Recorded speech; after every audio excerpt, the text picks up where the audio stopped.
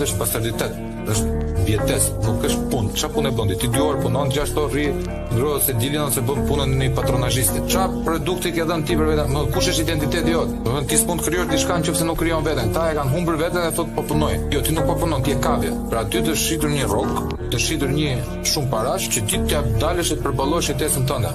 Jetesën tonë po e përballojmë edhe neve që nuk financohemi nga dikush, sepse në fund ditës nuk është se do vdesim për bukull.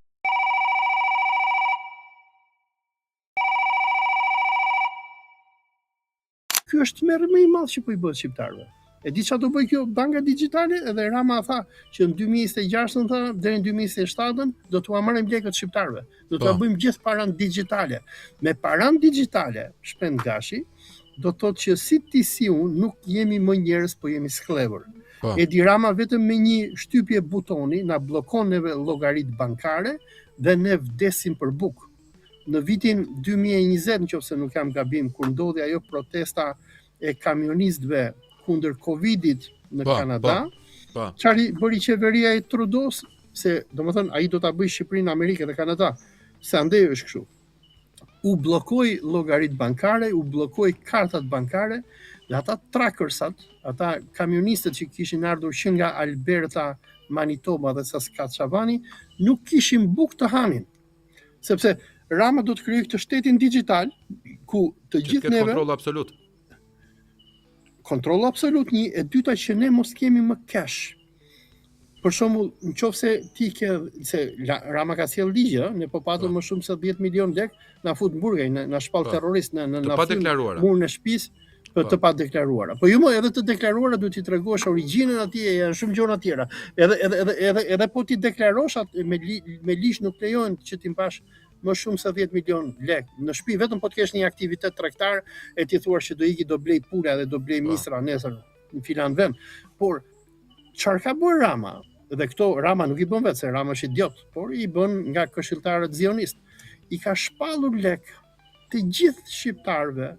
Është bërë, për shembull, ti nuk e di, besoj shqiptarët ata që ndjekin lajmet, policia e kufirit në Shqipëri është kthyer si ata xhepistët autobusave Tiranë Kombinat në vitet 90 që i vjedhin njerëzve xhepat. Ti nuk guxon që të hysh në Rinas, se do të kontrollojnë xhep ato, por do thonë sa lek ke me vete. Edhe unë për ditë lexoj në për lajme, u arrestu filoni, ju konfisku, ju hap proces filonit, se i kapëm që kishte me vete 10.100 euro. Ti po të kesh 10.100 euro, këta të shpallin terroristë valla. Dhe çka kanë bërë këta tani? Me këtë bankën digjitale, se këto reforma i bëri Rama që kur erdhi në pushtet në 2014. Se zionistët që e sollën në pushtet atëherë i thanë që ti do i kontrollosh lekët shqiptarëve. Por shikuesit tanë, nëse mbajnë mend, deri në 2014, që ishte Berisha në pushtet, që ishte tolerant përgjithësi, ekzistonte tregu i dollarit. Domethënë dini njerëzit kambistët thynin lek, njerëzit kishin lek, Shqipëria ishte vend i lirë. Nuk ishte vend i lirë sikur është Irani, që nuk ka fare kontroll pasurie, por ishte në përgjithësi vend i lirë. Njerëzit mund bënin lek si mund t'i bënin ata. Dhe ne duhet ta pranojmë një gjë që populli shqiptar me rënien e komunizmit, kur amerikanët na shkatruan uzinat, fabrikat, kombinatet, që ti mendon se amerikanët i shkatruan vëlla. Po, ata ishin projekt, domethënë Sali Berisha me Gramos Pashkon ishin agjentët e CIA-s. Nuk e di sa çfarë moshe je, po un kam qenë Unë jam 32. I ri atëre iri, un kam marr pjesë në rrozimin e bustit edhe dëgjoja fjalimet e këtij Gramos Pashkot që ju harrot varri ku ka vdek, që i thoshte shqiptarëve vorsulun, i thoshte shkatrojini uzinat, fabrikat, kombinatet, serat, se do na japin neve amerikanët çekun e bardhë, thoshte, edhe dilne me gjithë ambasadorin amerikan që i thoshte këto gjëra. Edhe kështu u shkatruan fabrikat, u shkatruar kombinati tekstileve Stalin, i Beratit, uzina e Mistomames. Domethënë Shqipëria deri në vitin 90, si pasojë e ideologjisë komuniste etj, ishte vend që jetonte me forcat e veta. Ne në Shqipëri kishim sera, domethënë bujësia ishte shumë e zhvilluar, kishim fabrika të cilat donin modernizim, por infrastruktura ishte aty. Dhe amerikanët çfarë bën? I përdorën këta politikanë atëherë. Unë njoh shumë politikanë socialistë sot që janë milionerë, janë bërë miliarderë, janë bërë me pallate, me kulla, që janë me origjinë nga Rrotë e Somës, janë nga Skrapari, nga Kolonja, sepse u bë privatizimi i ndërmarrjeve shtetërore, ku këta morën pronat që kishte ndërtuar socializmin në Shqipëri, i shkatruan. Janë shitur presa, janë shitur makineri, kanë shitur për nga $1.000 punëtorët e fabrikave, që ato presa sot bëjnë me qindra mijëra dollar. Domethënë, Shqipëria kishte një bazë industriale, e cila në qoftë se do kishte financim, Shqipëria sot do të ishte një fuqi rajonale, sikur Serbia. Unë kam vizituar Kinën, kam vizituar fabrikat e saj në Xinjiang, edhe du të them që shumë nga fabrikat kineze janë fiks sikur fabrikat që kemi patur në kohën e komunizmit. Vetëm që kinezët i kanë modernizuar, kanë marrë makineri të reja etj. Dhe sot Kina është bërë një super fuqi botërore. Por çfarë i bën shqiptarëve, amerikanët? U shkatruan bazën e tyre ekonomike, dhe ajo ishte faza e parë, që quhet koha e tranzicionit, që duhet shkatronin çfarë do lloj pasurie kishin. U avodhën edhe ato burime natyrore. Për shembull, ne gjithë e dim skandalin e Bankers Petroleum, kemi që nga viti 2004 deri sot, këta zionistët kanadezo-amerikanë që kontrollojnë naftën e Patozit dhe Marinzës, që sigur tregonte edhe një studim që kishte bërë MCN-TV-ja, deri tani kanë fituar $2 miliard nga nafta jonë, shqiptarëve nuk japin as lek.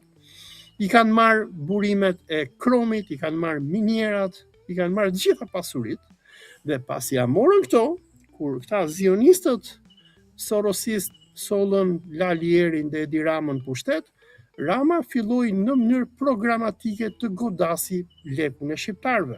Tani, këta shqiptarë të cilët në kohën e komunizmit ishin minator, ishin bujq, ishin ushtarak. Kur ra komunizmi, ne shkuam gjithë në perëndim, shkuam në Greqinë, Italinë, Gjermaninë, Kanada, dhe shumë para që shqiptarët i bën, nuk i bën duke punuar dhe marrë rrogë. Sepse të gjithë e dinë që me rrogë ti nuk bën dot pasuri, sigur ka thënë edhe Montesquieu, po e pe di këtë pasur, duhet pyesësh veten se si i ka bërë lekët kë. Donald Trumpi për shembull është hajdut, është grabitçar bankash, është njëri që është dënuar gjithë ato herë, është hajdut, është skamër. Por nuk e fut njëri në burg Donald Trumpin, edhe nuk e konfiskon njëri parat, nga që ai është në Amerikë. Kurse Ramon është lloj tjetër kapitalizmi Amerika Olsi. Domethënë, unë di një kuriozitet, nuk e di apo jo, po ligji i taksimit në Amerikë ka përmban 78.000 faqe. E kam thënë shumë shpesh këtu. Ndër të cilat 38 faqe të tregojnë se si taksohesh dhe pjesa mbetur se si ti shpëtosh taksimit. Më kupton, këta i shtojnë taksave, këta luajnë brenda sistemet. Dgjoj, un kam jetuar në Kanada, se un jam kanadez. Un di për shumë shqiptarë që merreshin me lloj gjonash, që i vinte edhe kapeshin me ku dëgjon, me drogë, me kështu, nuk ja konfiskonte njëri pasuritë, sikur ti konfiskon në Shqipëri. Domethënë, ti aty mund bësh lek me pisliqe, me drogra, me kontrabanda, po nuk të kapën, ti i ke ato lek. Edhe sistemi të mbron, për sa kohë që ti investon. Kurse Ramën, këta zionistët kur e sollën në pushtet, e sollën sepse ata ishin të shqetësuar, nga që shqiptarët janë popull në përgjithësi agresiv dhe grabitçar dhe luftarak. Dhe shqiptarët bën lek shumë, shkuan perëndim, disa u morën me drogë, disa u morën me lloj punë, se dëgjoj, lekët në perëndim nuk janë bërë vetëm me drogë, janë bërë edhe me gjëra tjera. Po, janë edhe me biznese me gjëra. Me biznese që ti nuk e deklaruar taksat, dhe kjo është diçka normale.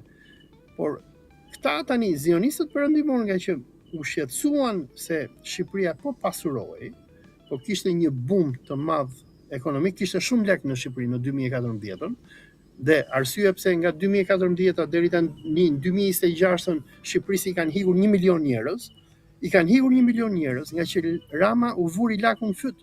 Un kam shumë shok të mi që i kam në Kanada, në Gjermani, që kanë patur biznese në Shqipëri në 2014-15, e më thonë, Olso sa herë dhe ky na shkatroi bizneset. Se ti e ke parë se çfarë i bën ky bizneseve, u merr shpirtin, i çon këta taksidarët, edhe domethënë i vë gjobave bizneseve, i mbyll njerëzve bizneset. Më thoshte njëri kur isha në Tiranë para pak javësh, më thoshte që më vun gjob se nuk kam trajnuar unë sekretaren time si të luftoj miun. E kupton ti se çfarë bën ky? Dhe domethënë ky domethënë ka nisur një luftë programatike kundër shqiptarëve, fillimisht në 2014 hoqi dollarin dhe i detyroi të gjithë change-at që të raportojnë të Banka e Shqipërisë, ua mori biznesmenve lekun cash që ata kishin në përduar dhe bonin tradhti, i detyroi që t'i fusin në për banka. Dhe tani ky është hapi final i grabitjes së shqiptarëve, se ky me këtë hapjen e kësaj bankës zioniste, banka digjitale që ky po i quan, që e ka hapur me një çifut me një muzhik nga Bashkimi Sovjetik që ka pasaport britanike, është që të gjithë shqiptarëve do t'u merren lekët, do futen te kjo banka digjitale, edhe Edi Rama do t'i japi vetëm një Mastercard dhe do t'i thotë këtu i ke lekët. Dhe do t'i japi edhe një you will own nothing and you will be happy. Bravo. Edhe po më e forta e dikush është rreziku më i madh, se shumica e shqiptarëve nuk e kuptojnë këtë. Në rast të një blackouti, në rast të një lufte, për shembull në prill të vitit 2024, Izraeli planifikoi dhe dërgoi faktikisht edhe avion për të bombarduar Iranin me bombë elektromagnetike, sepse nga që e kishte frikë kundër përgjigjen iraniane, Netanyahu dërgoi avion, por amerikanët e kërcënuan se do ta rrëzonin avionin dhe u kthyen avionin. Bomba elektromagnetike çfarë bën është që të shkatron të gjithë rrjetin energjetik. Dhe kur shkatërrohet rrjeti energjetik, nuk funksionon më asgjë. Tani për shemb, unë e ti që flasim këtu, ne flasim fal energjisë. Pa energji elektrike ne nuk kemi internet, nuk kemi telefon, nuk kemi asgjë. Dhe në rastin e një lufte botërore, për shembull të hedhi Putini një bombë elektromagnetike apo të hedhi Netanyahu të çmenet i godasi Evropën, të gjithë ata që kanë lekët te këto banka digjitale, këta duhen pa lek, sepse do digjen serverat. Ti për shembull ke po them $1 milion, do t'i futesh te kjo bankë e çifutëve e para lekët do merren do të çohen në Izrael. Ti s'do i kesh më ato lek. Ty do t'japin vetëm një kartë, do thonë i ke numra këtu, shkon në dyqan edhe ble me kartë edhe kënaqu. Do të shkosh ti me pushime në Ibiza, përdor kartën edhe hik aty. Por e dyta, në qofse dhe ne jemi shumë afër luftës botërore, dhe lufta e tretë botërore po nisi do të jetë luftë nukleare, luftë elektromagnetike etj. Do shkatërrohet gjithë sistemi bankar. Dhe çfarë do të thotë kjo? Do thotë për shembull unë që kam po zëm $100,000, Rama do më shpalli terrorist mua, po i mbajta këto lekët cash, do më detyroj që t'i fut te banka e çifutit. Çifuti do t'i marrë këto lekë, do t'i çojë në Izrael edhe ne nuk kemi për t'i parë më. Po në rast të nisjes së një lufte botërore, apo për shembull sigur unë edhe ti që kritikojmë zionistët, Rama do japi një urdhër bllokojeni këtyre llogaritë bankare dhe këto $100,000 që ne kemi ti shohim në ëndër. Ndërsa në qoftë se ne do t'i kishim këto lek cash, leku cash nuk ka erë, është cop letër. Domethënë kur ti e ke lekun cash, ti shkon dhe blen çfarë të duash, udhton ku të duash dhe vllai i madh zionist nuk të kontrollon. Kurse Rama sikur deklaroi që kur isha në Shqipëri dëgjoja që thoshte në vitin 2027 do ta bëjmë Shqipërinë cashless society. Nëse Rama nuk merret parasysh Olsi se Rama i ka lëshuar plumbat.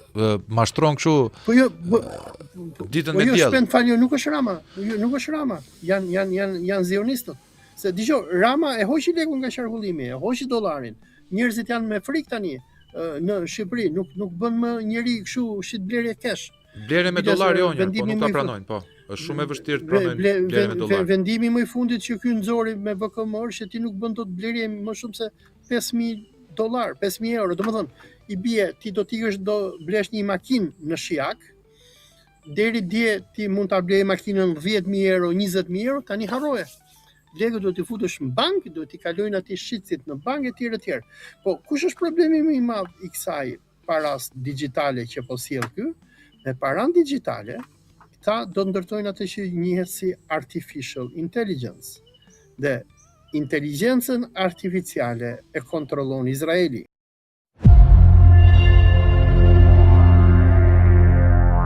Po këta janë budallëj, sepse këta po përdoren. Binës unë brëm ja përmenda në emision Ramos, i thash ki kujdes nga karma e Hashim Thachit. Dhe çfarë bëri Hashim Thaçi? Një javë përpara se amerikanët të arrestonin të çonin në Hag, me qeverinë e Kosovës nxori vendim shpalli Hizbullahin, organizatë terroriste, me shpresë se unë duke shpallur Hizbullahin, organizatë terroriste, do t'ja bëj qevin Izraelit dhe amerikanët dhe këta do mbledhin murat. Nxori vendimin Hashim Mavria, skaluan as 5 ditë, po hikte për në Amerikë do takonte Donald Trumpin, e zbritën nga avioni, thanë hajde pak se kemi çik punë, edhe deri tani ai është në Hag.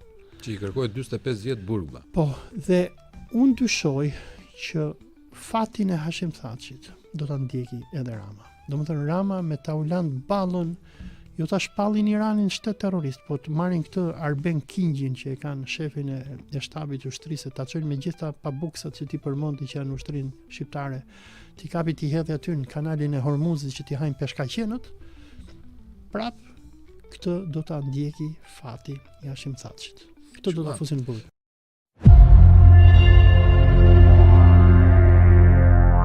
Se ai vjen në pushtet, dhe sidomos pasi ai merr pushtetin në 2013, ai nisë një val masive islamofobie, dhe kjo që ndodhi sot në parlamentin e Republikës së Shqipërisë, ku Rama shpalli Iranin shtet terrorist, gardën revolucionare etj.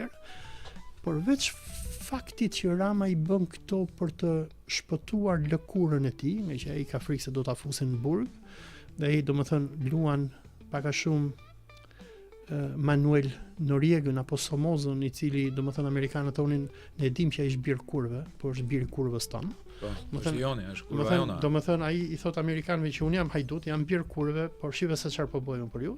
Pra përveç servilosjes që Rama bën ndaj amerikanëve, në anën tjetër tregon edhe atë subconsciencën e tij, atë urrëtitjen e vazhduar që ai ka për islamin, për muslimanët. Dhe po shikosh fjalimet e tij, Republika Khomeniste e Iranit na ka bërë neve sulme kibernetike. Thua ti se Irani e bëri shosh Tiranën, edhe Edi Ramës po e ha palla shumë për Tiranën, e kupton ti? Edi Rama lutet natë ditë thotë si s'po na hedh Irani në raket këtu, bravo, që të më mbaj mua, që të më mbaj Trump edhe ne a mos po lutet për një false flag? Unë besoj se ai po lutet, nga që ai po mundohet që të luaj Benjamin Netanyahu. Po të shikosh politikat e Benjamin Netanyahut, Netanyahu është një war criminal, është një kriminal lufte, domethënë ai kërkohet nga Interpol, domethënë ai është Hitleri, shejtaneve. Ai është më keq se Hitleri. Ai është më keq, domethënë ai Hitleri ishte lule para ti. Por çfarë bën Netanyahu? Në mënyrë që mos ta fusin në burg drejtësia izraelite, ai vetëm bën luftra. Një muaj bombardon Yemenin, edhe i provokon këta, i përgjigjen këta, thotë futuni gjithë në tunel. Domethënë ai po ja bën nonën popullit të Izraelit. Domethënë izraelitët, sidomos në këtë luftën që jemi dita e 17 sot, izraelitët nuk flenë dot më krevat, sepse Irani i çon raketa 10 herë në ditë, domethënë, edhe i bin ato alarmet, ata shkretët po jetojnë si mit nëpër tunele. Dhe ashtu sikur Netanyahu që e djeg Izraelin, është bën aventurë, domethënë, edhe Rama mundohet ta kopjoj atë. Prandaj i bën gjithë to. E para solli këtu mujahidinët në 2016-ën, që si nuk e pranuan asnjë nga vendet europiane. Asnjë, ora është të sjellësh dinamit valla në shtëpinë tënde. Domethënë aty ku ti mban gruan kalamojt, të futesh një minë me sahat. Ata në minë me sahat. Amerikanët i lutën, i ofruan para Bullgarisë, Rumanisë, Maqedonisë, ku nuk shkuan, nuk edhe në Afrikë, edhe Etiopia i refuzoi. Doli ky idioti edhe i mori falas. Ky i mori falas me shpresën që e paguan me atribute politike Amerika. Domethënë ky tha si do mbajnë mua amerikanë pushtet, bëjnë der Izraelit. I solli këtu, i lejoi që të bëjë kampin e Manzës, i lejoi që ata të kryejnë aktivitet terrorist nga kampi i Manzës, të kryejnë sulme kibernetike kundër Iranit etj. Ignoronte në mënyrë të vazhdueshme ato që bënte. Unë në korrik të vitit 2022 së bashku me Gjeri Thanasin i kemi çuar letër Këshillit të Sigurisë Kombëtare të Republikës së Shqipërisë. Letra është rekomande. E ka marrë edhe Ilir Meta, se kanë folur me Ilir Metën mrapa, e mori Rama, e mori Parlamenti, e mori Këshilli i Sigurisë Kombëtare, e mori Shiku, e mori antiterrori, ku i thonim me fakte që nga Shqipëria po bëhen sulme kundër Iranit. Përpara sulmeve kibernetike, edhe nuk na ka kontaktuar asnjëri. Thotë ore, çfarë po ndodh në këtë vend? Domethënë ata e dinë se çfarë bëhet në Shqipëri. Dhe unë besoj që Rama i bën gjitha këto gjëra, nga që ai ka kuptuar që për këta udhëheqësit provincial, domethënë, sigurisht Shqipëria është kot provincë, në mënyrë që ai të vazhdojë të sundojë si sultan, në mënyrë që ai mos të përfundojë burg sikur Erion Velia dhe Ilir Meta, apo sikur Gruevski në Maqedoni, apo sikur Hashim Thaçi. E vetme gjë që mund të bëj është gjithmonë që të bëj këtë protagonistin për të keqen, atë princin e Errësirës. Flurov degen. Domethënë ai unë besoj që Rama lutet në atë ditë thotë o Ajatollah thotë ma hudh një raketë më këtu, po ata s'po e pjerdhin, edhe ky është problemi. Biles më bënte njëri një koment te emisioni i Rakipit që bëra mbrëmë, thoshte na lodhi ky uri si po pritet të harrova tekstin, po thoshte thuaj më atyre iranianëve thoshte të hedhin një raketë aty në Surrel thoshte. Në tru podcast ja kemi çuar iranianëve pikat në Surrel në koordinata. Ora mos e bësh shtim burg të sill antiterrorin njerëz. Ai e di shumë mirë që po të mfusi mua në burg ka krijuar padashe Mandelën shqiptar. Po ai e di shumë mirë. Po mos se ai thotë kap agjenti, ora ai të bën agjent ata, kap agentin iranian. Un kam lidhje me terrorizmin vëlla, saç ka lidhje Rama me Zotin. Po. Është nul. Po ku do me ditë për Zot ai? Ku do me ditë për Zot? Po jo, po neve jemi personazhe publike, mua ti nuk më vendos dot fjalë, un kam të drejtën time për t'ironizuar vëlla. Po. Sepse ti po del dhe po bën një rezolut idiote kundër një vendi i cili është në luftë me Izraelin, me Amerikën, puna e vet vëlla. Po. Unë atij vendit vëlla nuk është se më ka kërcënuar një herë ai vendi. Po. Tani janë shumë vende në luftë me njëri tjetrin, të pakën neve si milingon shtet që jemi. Morr. Milingon shtetë vëlla, se unë dua vendin tim, si thënë do të mor, po Milingon është e vogël, ka fshfisje. Liliput. Mjafton që është i postulat në gjeopolitikën botërore, kur elefantët përleshen me njëri tjetrin, lepuj duhet ikën. Ne jemi lepur vëlla. Rriti ç'po duhet dy fuqi bërthamore në luftë me njëra tjetrën, raketa 2500, 3500, 4500, 5500, 650 metra të vendosur raketat nën tokë që si kap do ta si lloj rreze, ti vllagje 9000 ushtar rezervist, gjysma atyre ti japësh 5000 lekë i takon në rrugë. Janë për gjunaf. Janë për gjunaf.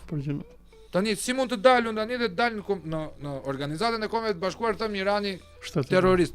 Po s'më duhet fare vëlla. Po çai ka bëj Irani këtu? Ore mua nuk më duhet fare. Ore më fal, unë pyetej që i bëj këtij kur dal në u i them, "Ore çat ka bëj Irani ty?" Se sigur edhe nonën t'ja kishte bëj Irani, ky nuk duhet sillej kështu. Çai ka bëj Irani këtij? Vëlla.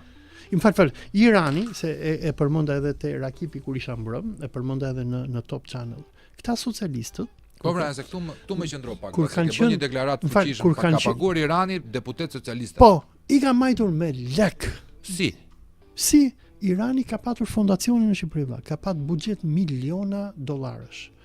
Dhe shumë nga këta kushërinjt e këtyre deputetëve Labor që kemi parlamentet dhe mirë pa emra, po dëgjojnë vetë njerëzit lodhen. Kanë patur investime me iranianët. Kemi patur për shembull numrin 2 të Partisë Socialiste që pak metra më poshtë këtu ka patur një godinë që ja jepte iranianëve dhe ata i paguanin qera mujore e tjera. Shumë stratosferike për ato kohë. Pastaj nëpërmjet kryegjyshatës Bektashiane. Pastaj nëpërmjet shkollave, a disa shqiptar Irani ka edukuar.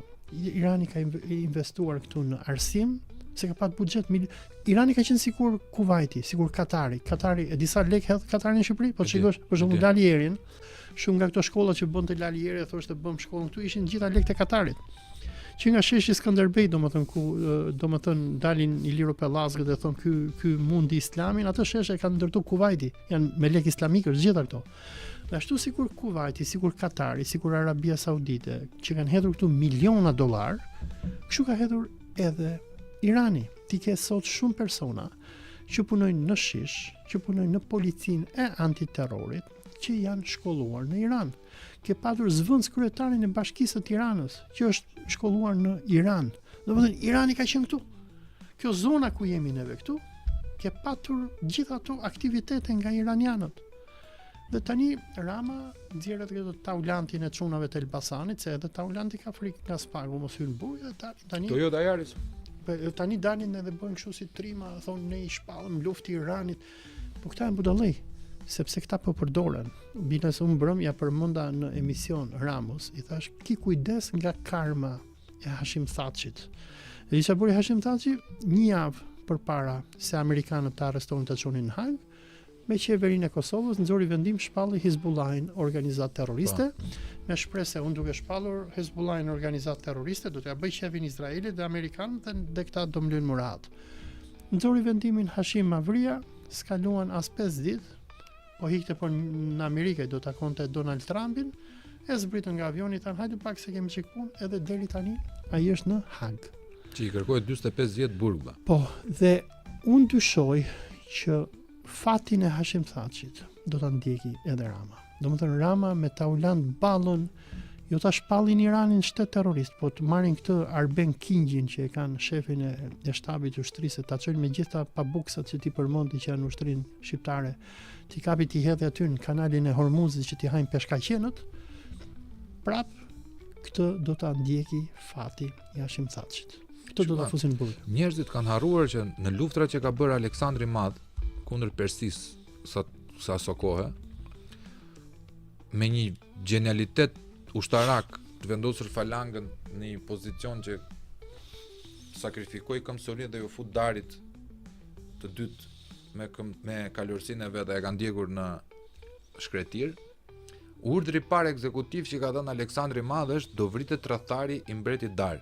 Ai që e vrau Darin dhe i tha Aleksandrit, domethënë tek Irani, po ta shikosh që nga kohët prehistorike që ka qenë Persi, populli me civilizimin më të fortë në botë, e kanë ndjekur karma të gjithë. Ata që e shesin Iranin vlla, që e shet në tafti, se kjo është shitje për idiotë vlla, se unë e kuptoj, ti ishe izraelit ky, e kuptoj vlla, Irani do me të vratë shoku. E ke çështje kombëtare. E ke çështje kombëtare. Edhe bravo të qof, vazhdo, ke armë. Ti ç'a do vlla? Ne ç'a dum këtu? Unë du dhe izraelitët, du dhe iranianët. Pse? Sepse i du këtu vlla për balancë, mos të fuqizohet as si lob më shumë. Mbajnë njëri tjetrin këta, Shqipëria rehat mileta, kupton? Ne duke u pozicionuar në një shtet i cili ka kriminal lufte presidentin e vet. Kryeministrin, çfarë drejgjën është ai? Netanyahu. Po e kërkon, i doli Spanja kundër, i doli NATO kundër. NATO për herë të parë vendet europiane i thirritën radakes dhe thanë jo vlla, ne nuk vinë në operacion. Doli kryeministri britanik dia thos, ç'pun kemi ne me ty ta? Jepi. Jo, sepse ministri britanik e kuptoi vlla që ishte lojë ekonomike për petrodollaren dhe i iku gjithë interesi britanik i ndërtuar prej 300 vitesh në xhirin e Hormuzit.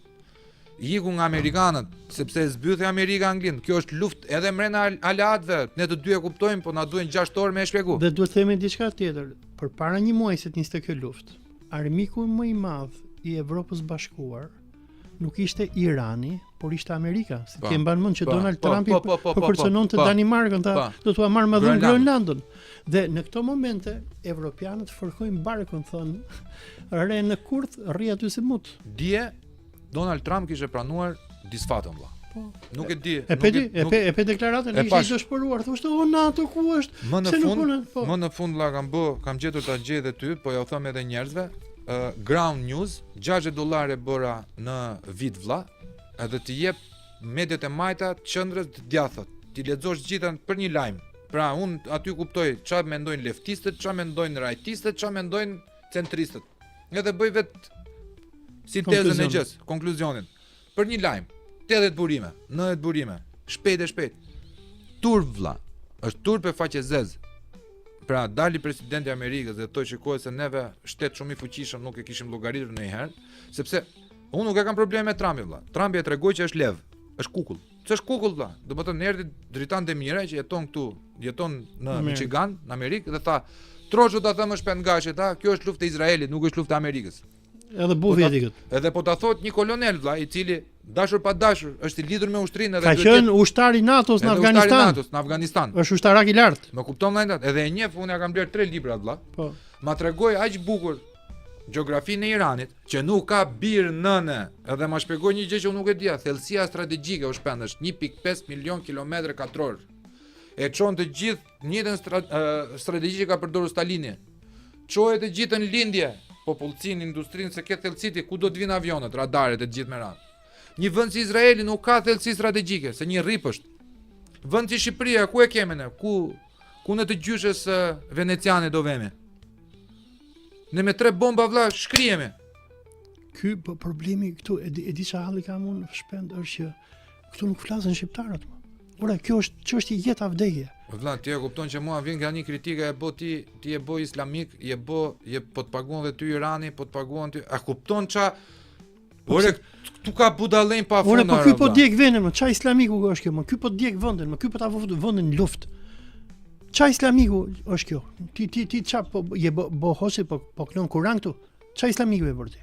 Ky po ta fut vendin në luftë, në një luftë që që Donald Trumpi ka dalë po qura vitet, domethënë presidenti i superfuqisë më të madhe të botës i thotë evropianëve pse nuk vini ju që ne të luftojmë Iranin. Vlla, këta na e futen një herë me 11 shtatorin. Që unë edhe pse kam qenë i vogël, tërë jetën e kam dyshuar, kam 20 vjet vlla që lexoj, kam parë video dokumentar për atë dhe nuk ka shanse në botë vlla që të bjeri një hekur që është i predispozuar të shkrihet me 1370 gradë, pyes aviator.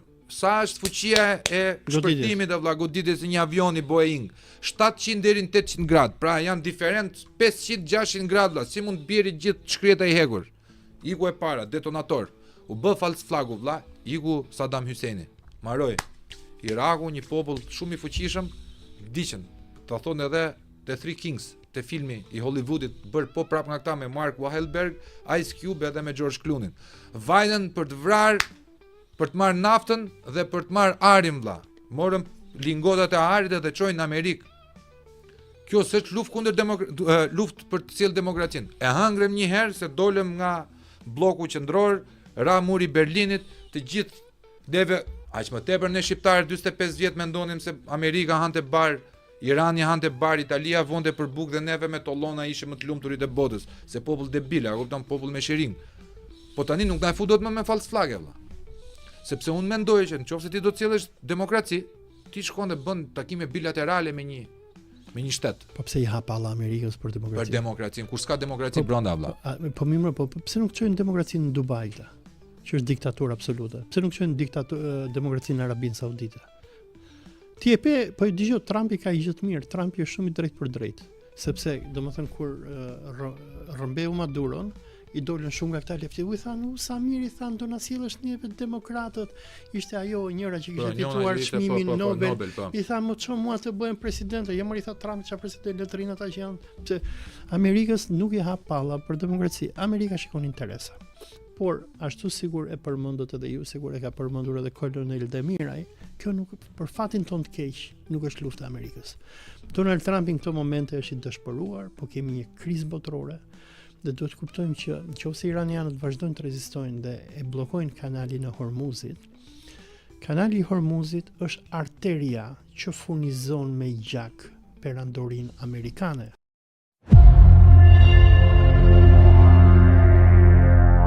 Në Kipro, në Greqi dhe Shqipëri, dhe John Kiriakou thot atë që neve të gjithë e dim, që izraelitët janë duke bërë plan për të lëvizur në mas nga Izraeli dhe për të bërë shtëpinë e tyre të dytë. Dhe domethënë ne kemi thënë duket e kam thënë edhe këtu në emisionin tonë që në nëntor të vitit 2024 Edi Rama kreu atë që nuk e ka bërë as Mbreti Zog, as Enver Hoxha, as një person në historinë, as Haxhi Shamili nuk e ka bërë, që shkoi në OKB dhe bëri thirrje të hapur, i tha i bëj thirrje gjithë izraelitëve që të vinë vendosen në Shqipëri. Është e parë në Xez, është marrë shënim po të futesh në arkivin e OKB-s, është aty që kryeministri i Shqipërisë i bën thirrje izraelitëve që të vinë vendosen në Shqipëri. Domethënë kjo është pak a shumë një deklaratë e Balfurit 2.0. Për personat që nuk e dinë çfarë është deklarata e Balfurit, është deklarata që ministri i jashtëm apo Foreign Secretary of Great Britain bën përpara Lordit Arthur Rothschild në shkëmbim të lekëve që Rothschildët do t'i jepshin Britanisë edhe Amerikës që të fitonte luftën kundër Gjermanisë edhe Perandorisë Osmane, ku si pasojë këtij pazari me Rothschildët, britanikët nënshkruajnë dokumentin që quhet Deklarata e Balfurit, ku thotë që qeveria britanike ndërmerr iniciativën që do të krijojë një shtëpi për izraelitët, for the Jewish people në Palestinë. Deklarata viti 1917. Fast forward, viti 2024, tani nuk kemi më ministrin e jashtëm të Britanisë, as ministrin e jashtëm të Shqipërisë, por kemi vetë kryeministrin që shkon në KB, thotë, i ftojmë çifutët që të bëjnë shtëpinë e tyre në Shqipëri. Dhe shqiptarët në këto momente janë tamam si arabët, edhe më keq se sa arabët. Janë sigur ata beduinët e Laurencit të Arabisë, që amerikanët dhe britanikët i quan një pederast, se ka qenë pederast ky Laurenci i Arabisë, i cili me ambasadorin britanik Henry McMahon që ishte në Kairo, që i thotë Sherif Huseinit, po u bot me neve, ne do t'ju mbështesim, ju do bëni atë kalifatin e madh arab etj. Dhe si përfundim i futën atë arabëve që deri sot e kësaj dite Izraeli i vret si pula. Dhe shqiptarëve kjo i ndodhi në nëntor të vitit 2024. Edi Rama shkoi në KB dhe i bëri thirrje izraelitëve që të vendosen në Shqipëri, dhe John Kiriakou, një person që di gjëra më shumë se sa Rama, një person që ka punuar me George Tenetin, ai di tantas më të larta të inteligjencës botërore. Ai thot, po ka një projekt që do vinë në Greqi dhe në Shqipëri. Po pse në Greqi dhe në Shqipëri? Sepse Greqia dhe Shqipëria janë nga vendet më të bekuara të Evropës. Se çifutët po duan hiqin edhe në Gjermani, mund t'i japi, ku dëgjon, Hanoverin, mund t'i japi Gjermania çifutëve. Po çfarë duan Hanover aty bie bor të këput dimri, të këput bora, kurse Allahu e ka bekuar si Shqipërinë si Italinë. Se Shqipëria me Italinë janë vendet që Allahu thot në Kur'an, "Watini wa zaytun", pasha fikun dhe pasha ullirin. Në ato vende që rritet fiku dhe ulliri, ato janë vende të bekuara, sepse kanë klimë shumë të mirë. Se kanë patur oferta që futët gjatë përpara luftës parë botërore që t'i çonin në Madagaskar, t'i çonin në Argentinë, por ata preferojnë vende me klimë të mirë dhe mesdhetare, dhe pas Palestinës, Shqipëria dhe Greqia janë vendet më të mira. Për fatin ton të keq, shqiptarët nuk lexojnë histori. Dhe rrinë merren me mua, më thonë mu, jo, ky ka thënë Skënderbeu i hypi Kalit, hypi Gomarit, por di Kali. Unë po i them, hap një syt, Milet. Po del Rama, po sjell Xharet Kushterin, po i thot merre ishullin e Sazanit, e këta rrini i bin gjoksit. Ky thot Otomani, thot, ky anti-shqiptari, ky Gabili, na thot neve, ore, shikoni mor Sazanin, shikoni shtëpitë tuaja se çfarë po ndodh. Po nuk e mori Sazanin, nuk e shiti dot Sazanin. Ju prishën pazaret. Po jo, problemi është se kanë ngel nga që u aprishi Irani, Allah bin bereqaber se në rroft ai Imam Ali Khamenei, inshallah çon Allahu në xhenet, se u aprishi Irani planet. Se mos ishte bërë lufta 40 ditore, Xharet Kushtneri me $2 miliard që mori nga fondi sovran i Arabisë Saudite, se ishte lek arabi, lek qyt, ai ishte KÇK, kapçat kapësh, do ta kishte marrë Sazanin. Vlla, unë mendoj që ishte komplet diçka tjetër ajo që e pamundsoi. E pamundsoi këtë NATO, vlla. Domethënë ishte mbi vendosja, jo NATO ndërhyrje drejt për drejt, po ishte mbi vendosja mbi interesa strategjik NATO-s. Pra ti s'mund të marrësh dot, nuk mund të marrësh dot një ishull i cili bashkë me gjirin e Vlorës janë pjesë e interesave strategjike të NATO-s. Dhe nuk mund ta përdorësh dot për hoteleri dhe për kazino. Se më e çmendura ishte që kazinoja do ishte në Serbi, lekët do merreshin në Serbi, vlla. Po këta të pasurit do vinin në ishull. Unë nuk besoj që ka të bëjnë NATO, se më fal për shprehjen, Trumpi nuk pjert për NATO-n e para. E dyta, Trumpi deri para luftës kundër Iranit po kërcënon të hapur NATO-n edhe Bashkimin Evropian Danimarkën, që do t'i merrte Groenlandën, nuk besoj që është NATO. Unë besoj që problemi është lufta me Iranin, e që lufta me Iranin i ka shkatruar keq vendet e gjirit. Për personat që kanë ndjekur lajmet në ditët e fundit, Emiratet Arabe janë në prag falimentimi, nga që po bëhen 2 muaj që nuk po shesin dot asnjë litër naftë. Dhe lajmi më i fundit që e ka botuar Wall Street Journal përpara 2 ditësh, Emiratet Arabe i kanë kërkuar borxh SBA-s, Federal Reserve-it, i kanë kërkuar atij Scott, si ka emrin, si ka mbi emrin harrova, sekretarit të thesarit, i ka kërkuar që t'i japin Emirateve borxh në dollar amerikan, se për ndryshe kanë thënë do marrin borxh në yuan kinez, nga që Emiratet me atë që i bëri Irani që ja dogji vendin, domethënë u dogj Dubai, Abu Dhabi, ja shkatroi portet e tjera, ku po ka edhe arratisje masive të këtyre ekspatëve apo të huajve që jetonin në Emirate. Edhe Arabia Saudite është gjithashtu në krizë të madhe, se sigur i kemi shpjeguar edhe në emisionet e tjera. Irani me këtë luftën 40 ditore që bëri me Amerikën dhe Izraelin implementoi taktikën e bombës nukleare ekonomike, duke mbyllur kanalin e Hormuzit. Ai la këto regjimet arabe i ua thau zorrën, se këto domethënë ekzistojnë vetëm nëpërmjet shitjes së naftës. Me shitjen e naftës këta mbledhin atë fondin sovran, me të cilin lekët që i investojnë në SBA. Dhe dalim te Jared Kushneri, që kur erdhi Trumpi në pushtet, gjëja e parë që bëri, shkovi i vuri haraç në emër të Trumpit sauditëve, i mori $2 miliard, dhe këto dollar duhet hidheshin diku, duhet vidheshin dhe të pastroheshin. Dhe me këtë rast, kjo ishte një bingo win-win për Trumpin dhe Jared Kushnerin. E para merrshin falas ishullin e Sazanit nga ky langaraqi që kemi ne në Tiranë, që ky është i gatshëm shesi edhe atë lindën vetëm që ta lënë pushtet. Merrte domethënë një super ishull për falas, që ky ishulli do bëj pak a shumë ishulli i dytë i Jeffrey Epsteinit, se ishulli i Jeffrey Epsteinit u ekspozua, a këtyre duhet një ishull i ri që cilës gjitha se qofse pan mund. Po s'kan vetëm një ata Olce. S'kan vetëm një ishull ata valla. Po Sazani ishte super strategjik, se me Sazanin këta e kishin më kollaj që do merrshin si sheikët e Arabisë, si politikanët evropian që vinë kollaj me i cop helikopter, nuk u duhet që të kaloj Atlantikun, dhe e dyta është që Sazani do bëj ishulli e Epsteinit numër 2, domethënë pron falas për Kushnerin, tokë shqiptare mall pa zot, varja shqiptarëve popull kot.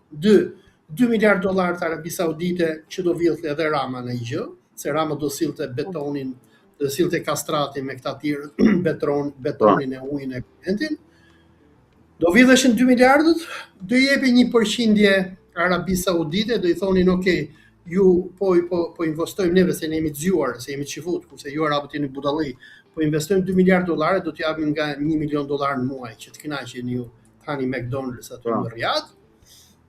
Do vi dhe legu saudit, dhe e treta, Sazani do kthehej në ishullin e Epsteinit. Domethënë gjithë politikanët evropian që Rama tani i çon në Jal, nëse ke parë, se ka bërë edhe një pistë helikopterësh aty që sjellta Tony Blairat me shok, po problemi me Jalën edhe me Himarën është se aty ka shumë shqiptarë, këta nuk duan shqiptarë.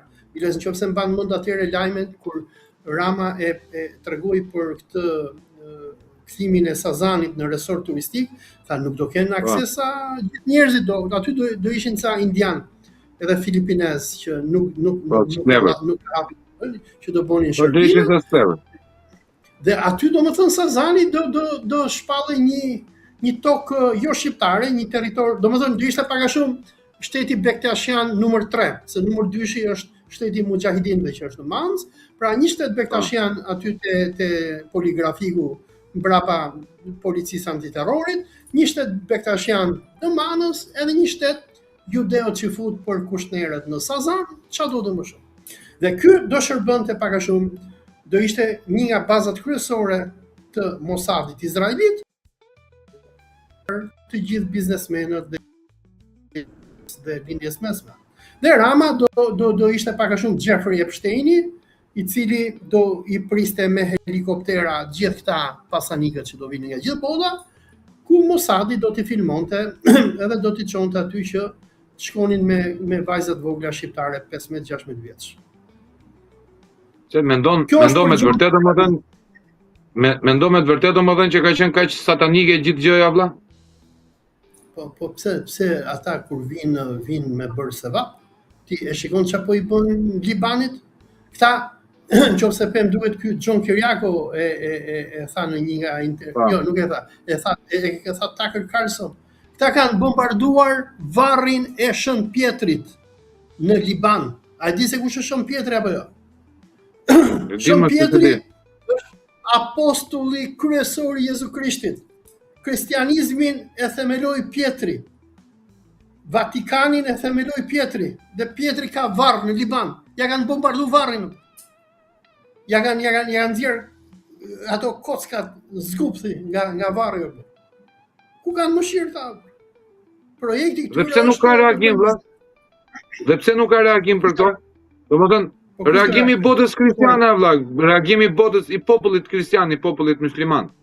Pse nuk ka asnjë lloj reagimi? Keni Tritan Shehun ju aty që nga Sheh dhe dervish nga Gjirokastra, me babën e vet që e ka pat bashkëpunëtor me italianët, që është bërë, thot janë bo katolike dhe thot rroft Izraelit, ka drejt Izraelit thot. Le të bëjnë namin. Kush do reagoj? Edmond Spau. Kush do reagoj? Edi Rama, Taulant Balla. Ata, domethënë, është një fakt shpend që duhet ta pranojnë shqiptarët. Personat që I kenë në parlamentin e Shqipërisë sot janë ose agent të agenturave të ndryshme, që I kanë futur aty dhe I mbajnë, ose njerëz të shitur, që nuk duan fe dhe kom dhe atë dhe. Ti e pe se çfarë ndodhi në parlamentin ton kur Rama shpalli Iranin shtet terrorist, nuk pati asnjë opozit. I vetmi që për opozit ishte ky Redi Muçi I Lëvizjes Bashkohu, që këta janë idealist për mendimin tim, po vetëm ai. Lëvizja Bashk. Lëvizja Bashk, vetëm ai reagoi. I tha atyre orë, tha, më rregull, tha, do ta shpallni Gardën Revolucionare e organizat terroriste, no problem. Po pse nuk po shpallni dhe IDF-in Izraelit, që ka bërë gjenocid, që e njeh OKB-ja, që e njeh gjykatën ndërkombëtare penale. Çfarë po ndodh në këtë vend? Dhe e njëjta gjë që ndodhi, aty ndodhi edhe në Prishtinë. Lajmi I madh, domethënë, në 2 ditët e fundit, duke nxjerr Radio Evropa e Lirë etj, edhe Parlamenti Albin Kurtit kanë votuar, nuk e di sa vota kishin, 86, nuk e di, pro 0 kundër. Domethënë problemi është që si në Shqipëri, si në Kosovë, politikën nuk e kanë patriotët, nuk e kanë adetarët, nuk e kanë njerëzit që kanë pak humanizëm. Për fatin ton të keq, personat që kontrollojnë si politikën e Tiranës, si të Prishtinës, janë agent të imperializmit amerikan. Domethënë, në vitin 2003 pa I mendur, kur ka bërë Nano, kur ka qenë ndryshe mol? Kur ka qenë ndryshe, sepse iku, më thënë, e di si duket më kjo, hiqa lenës veja prengës. Do më thënë, që përna intereson se që forme ka agentura, pse duhet punojnë për agenturat huaja, pa kërënci ka në Izraelite, Amerikani, Iraniane, Ruse, Serbe. Dgjoj, ka qenë ndryshe parlamenti shqiptar në vitet 90. Në atë kohë ke patur njerëz si Petrik Kalekula, si Abdi Baleta, që e diqnin parlamentin kur prekej interesi kombëtar I Shqipërisë.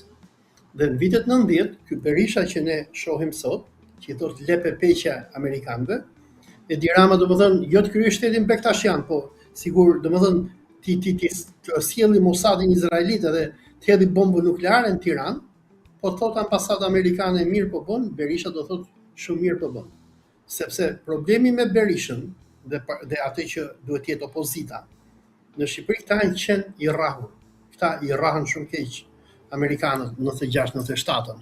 Dhe ky Berisha që është sot, dhe kjo Parti Demokratike që është sot, e cila kur erdhi në pushtet në vitet 90 kishte shumë patriot, shumë besimtar, ka patur njerëz sikur Sabri Koçi, sigur Hoxh Xhaf Kavaja, se ishin muslimanët ata që e ngritën Partinë Demokratike. Ka patur burra, ka patur shumë nga ata që tani më nuk janë më dhe kanë vdekur. Por sot që ti të hysh në parlamentin e Shqipërisë, emri yt më parë duhet kaloj në ambasadën amerikane. Dhe unë e kam provuar vetë, për shembull kur ka patur zgjedhje në Shqipëri, zgjedhjet e vitit 2021 kur unë isha në Shqipëri, atëherë domethënë pati persona që I thanë Berishës ore merre fute këtë Orqe Zezgjiun për kandidat për deputet, Berisha kishte frikë. Ka frikë. Unë futa me partinë e Kujtim Gjuzit, unë vari petën, se edhe ato vota që fitova mi vollën, unë e dje që do mi vidhnin, por muhabeti është se duhet kesh një parti që të futesh, tani ti e di për këtë punën e partive, se kur vin zgjedhje. Unë e kuptoj, nuk të kuptoj njëri më mirë se sa unë. Këta persona që kanë jo, se kur vinë edhe zgjedhjet, ti që të futesh emrin tënd për kandidat, ose do të jesh agjent, që sjellë ambasadën italiane, franceze, gjermane, ose do të jesh hajdut me shumë lek, domethënë se që të kandidosh, kryetari i partisë kërkon 500.000 euro, 200.000 euro që ta vëjnë emrin në listë. Unë u habita në zgjedhjet e fundit se si Altin Goxhaj arriti të futej në listën e PD-s, por edhe Aulon Kalaja, por për fatin mizerje të shqiptarëve nuk fitoi. Domethënë unë nuk e di, domethënë shqiptarët edhe kur ikin në votime nuk dinë se ka fitojnë, u dëgjon. Po edhe ato vota që bëhen, ti e di që votat e neve në Shqipëri s'ka demokraci valla. Shqipëria nuk është Iran. Në Shqipëri votat shiten 50 euro, një thas. E di pse nuk ofruan neve, se më ofruar dhe mua, let fare për të futur kandidat dha. Sepse ishte mbyllur pazari me listat e ishte mbyllur pazari me listat e mbyllura burr. Ne thjeshemi dekor. Hajde futun dekor, kur ti je rrezikshëm. Po jo s'ke mundsi, po nuk e mundsi me praktike se nuk mbulon dot zonën. Po s'mbulove dot zonën, nuk ke dot pritshmëri mbi votat atje vëlla, se duhet edhe ti mbrosh. Tani ne jena të vegjël, po s'jena idiota burr. Atëherë kur ishin do me bë luftë. Vendos të rinj në listë sigurt. Edhe futi këta dinozaurët që kanë vota gjasme, na bëjnë si qinça, 35 vjet sikur po zgjidhin në hallet e Shqipërisë, lenë të hapur. Ta shikojmë sa u vlen lëkura. As si votë marrin. Nona e vet si voton. Normal. Po ti shikoj Tritan Shehun apo një gamor me brirë që ky e vot parin e listën e Gjirokastrës, gjithë populli djathtë, ata që urrejnë Ramon shkojnë votojnë edhe futet ky gamor në parlament. Kuptonte? Dhe në Shqipëri nuk ka demokraci, kjo problemi, se me këto listat e mbyllura i bie që ti nuk e çan dot gardin aty. Unë mbaj mend kur janë futur atëre me partinë e Gjuzit, u futën me partinë e Gjuzit se kishin frikë me marr tjerët. Kuptonte? Gjuzmo, kupton? Edhe e disa mysliman më kanë marrë në telefon nga gjithë Shqipëria, e më thonin Orso të kemi votuar familjarisht. Po kuptohet që aty domethënë po spate edhe persona që nuk votojnë. Mos i besoj shumë shqiptarëve se shqiptarët ashtu thonë kemi votën familjarisht, por e di veti Rama. E di veti Rama. Olti, nuk të di kaq naiv po. Po jo më e di. Nuk të di naiv. Unë kam parë vetë atëre kur ishte në 2020-21, ka qenë njoni me emrin Medac, po ja them mbi emrin, këtij Medatit e futi Rama për Izraelin, e futi në burg në 2016. Qofse ma në nëntor 2016, kur Izraeli, po ja them emrin në burg, Medat Hasani, se ka qenë edhe kështu nga këta që shkuan forca speciale, shkuan në Afganistan. Edhe kur do luante Izraeli në nëntor 2016 futboll me kombëtare shqiptare, Mossadi izraelit nuk donte që të bëhej ndeshja në Shkodër, nga që shkodranët janë shumë me gjak, edhe shumë musliman. Edhe kishte hall Izraeli se do të çoheshin klamujt e Palestinës, sikur ky që ka mundtu mrapa, domethënë këtu në krahun Dhe Mossadi i thot Ramos që do ta kancelosh ndeshjen në Shkodër, do bëhet në Elbasan Arena, dhe thot që se ka ardhur ISIS-i, thon Ramos, në Shqipëri, domethënë ata të Al-Qaidës kanë bërë grupin e tyre dhe do na vrasin neve me automatik. Ramos, si legend që është, ja jep gjithë sigurinë e vendit Izraelit, arreston 150 besimtar musliman gjithë vendin, hyn muslimanëve nëpër shtëpira, biles 2 prej tyre nga Kabaja, unë edhe i kam intervistuar, i hyri policia në mes natës, ja çuan nonën në spital njërit se ja trembën, domethënë se këta janë bashkëpozu, kjo policia antiterrore, këta janë idiotë, këta janë dallkauk. Edhe u bë nami në Shqipëri dhe u akuzuan 4 veta. Bekim Protopapa, Mehdi Hasani, Gjezairi Fishti edhe ai i harrova një tjetri. Këtë Hasani në shkret e mbajtën 1 vit në burg, se tha se Mossadi jep edhe emrat e celulës së Al-Qaidës Ramës, domethënë këta janë me Al-Qaidën, që do na vrasin neve, i mbajnë këta shkretët. Ky Bekim Protopapa, ky ishte doktor, e heqin e heqin nga puna të shkretin, edhe e heqin nga puna, ja shkatrojnë jetën, i mbajnë 1 vit në burg. Dhe pas 1 viti i mbajnë edhe 1 vit arrestshpije, dhe kur bëhen zgjedhjet e vitit 2021, i them unë këtij me datit, me datit them, kena bë grup konservator muslimanësh në parlament, na mbjell sa vota, vlla ma bëj halal, tha, po unë tha kam bë pak tha me deputetin socialist zonës, se thonte në Kamos. I them unë çfarë i them? Po tha do mbledh votat e muslimanëve, tha do t'i japim socialistëve. I thashun, o ç'plaf morti, i thashun, po këta të futën në burg, i thash për Izraelin. Doli pafajshëm ai më mbrapa, kuptonte? Po këta janë shqiptarët vëlla, këta janë muslimanët, domethënë ti i fut në burg, ti i shkel familjarisht, edhe thon bab. Ai që të rreth të do, Olti, ai që të rreth të do vëlla. Bravo, kuptonte? Po ata që të rrafin po ne e kupton Enver Hoxha, tu gjatë tjeta. Akoma kërkojnë në Enver Hoxhën apo nuk harrohet i pari. Ai që tashtu i pari nuk harrohet vëlla. Me sa duket, e po bindemi tani, nuk e se nuk po bindemi, po domethënë ne të gjithë aktorët tan politik po përpiqemi të gjejmë Enverin.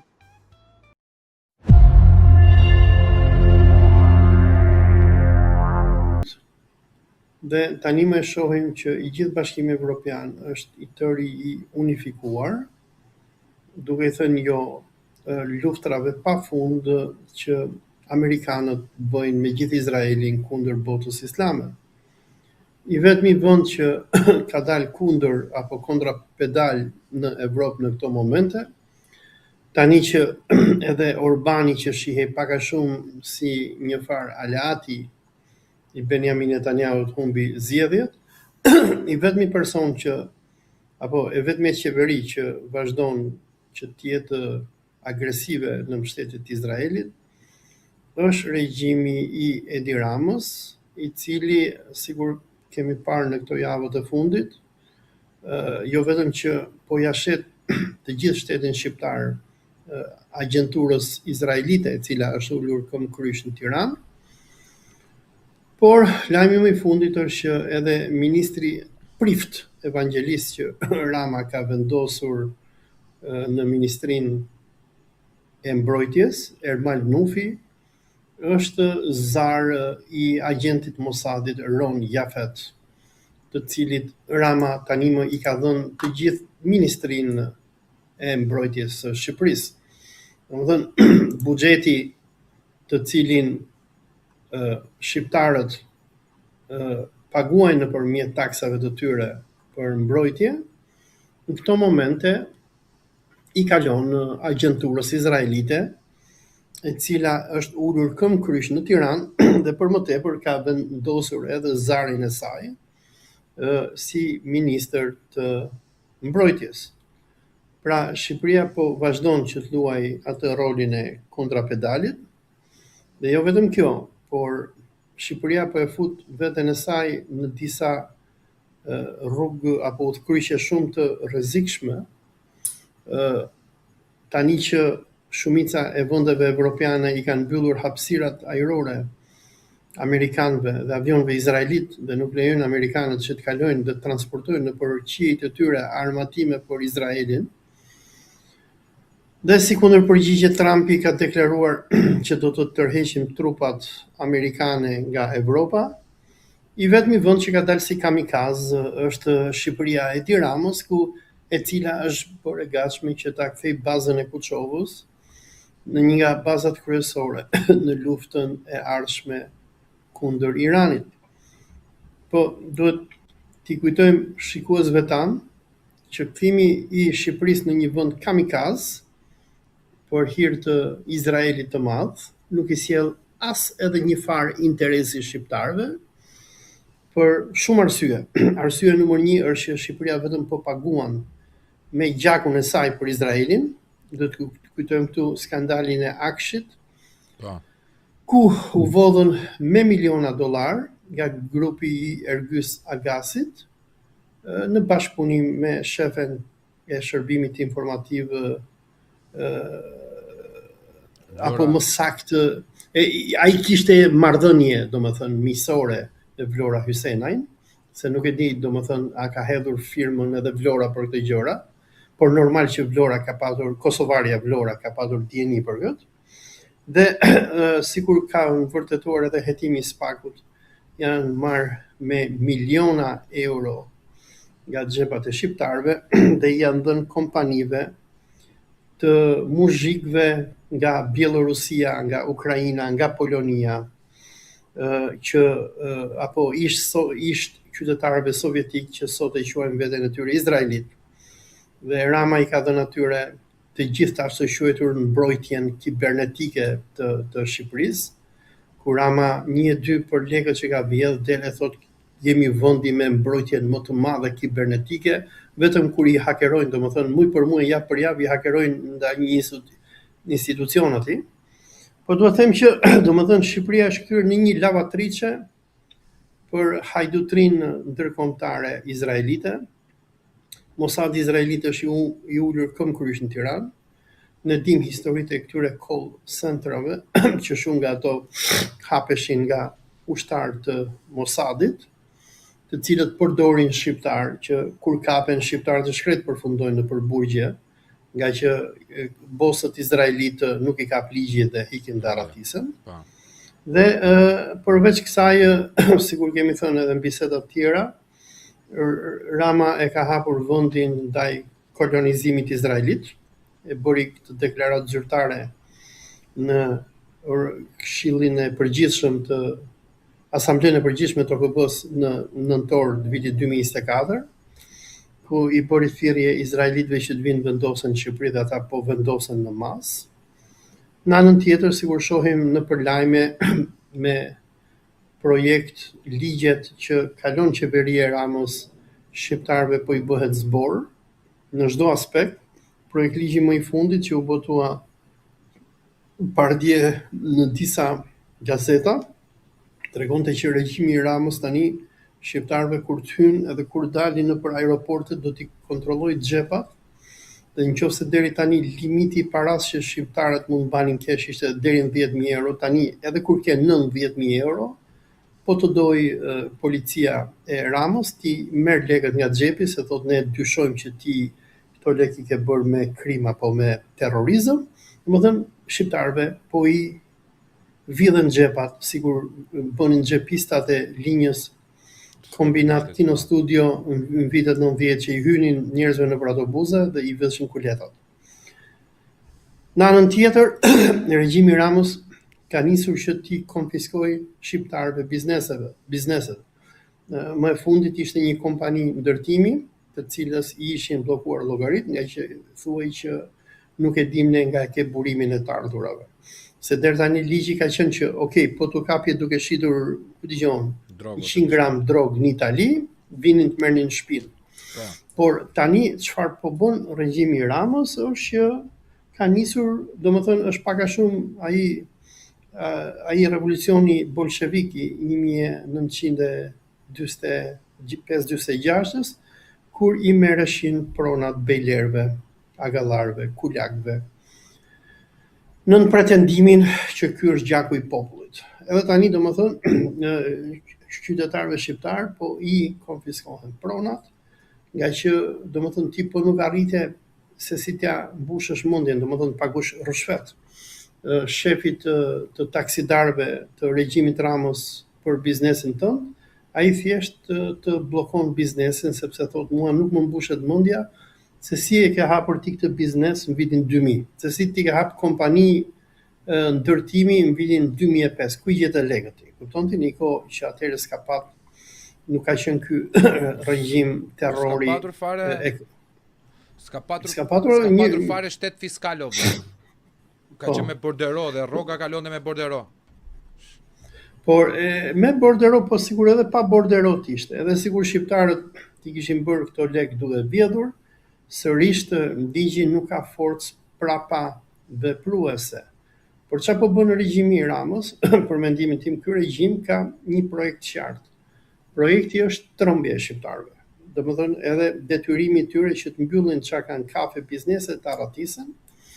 Dhe unë çfarë vura re kur isha në Tiranë që u takuam edhe bashkë, ishte që shumica e personave që shpërndanin ushqime me motora nëpër rrugët e Tiranës nuk ishin më shqiptar, por ishin indian. Edhe më duke vetja sikur isha në Uttar Pradesh apo në Kuala Lumpur. Në Kuala Lumpur kanë çik më standard se edhe indianët e mbajnë më shumë vetëm, po ata indianët që kishin ardhur në Tiranë ishin indian të zi, domethënë nga Tamil Naduja.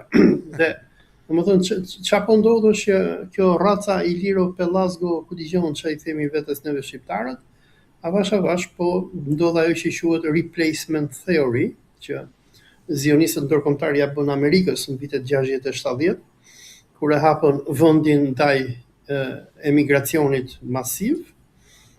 Ajo gjë po i bëhet edhe Shqipërisë tani, domethënë, po sillen domethënë s'kam asnjë gjë kundër indianëve, filipinezëve, janë shumë njerëz nderuar, por domethënë dua të tregoj se strategjinë që po punohet në vend, domethënë ndërsa pronat, pasuritë, objektet strategjike po i jepen muzhikëve slav nga Izraeli, shërbimet po bëhen nga emigrantë që vinë nga India, Bangladeshi, Filipinet etj.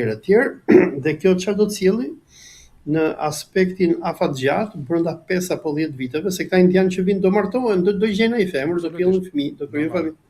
Dhe domethënë kjo do sjelli që se Shqipëria është edhe vend i vogël, edhe duke patur që ne dim që nga viti 2005 deri më sot Shqipërisë ka nikur rreth 1 milion banor, dhe domethënë kur jenë në Tiranë e kupton që shumica atyre që kanë ngjitur mbrapa janë femra, këto femra do martohen me dikë. Dhe kjo për mendimin tim nga 10 deri në 20 vite do sjelli një boom dhe një ndryshim masiv të demografisë shqiptare, ku domethënë Tirana që ka qenë nga qytetet apo nga Shqipëria që ka qenë nga vendet e fundit në Evropë që ishte homogjen dhe ishte akoma i bardhë, sigur është pak a shumë Stambolli apo Budapesti apo Moska.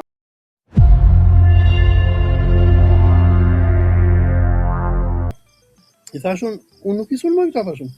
Unë e kam problemin me shtetin shqiptar, i cili është kthyer në një shtet strehues i terrorizmit, në një shtet i cili shqiptarin musliman me mjekër, vetëm se do shkruajnë në internet rrof Palestina, e kapin, e arrestojnë, e fusin në burg si terrorist, ndërsa këta persona janë lejuar të vinë në Shqipëri, të bëjnë organizat paraushtarake, të kenë kampin e tyre, të bëjnë edhe luftë.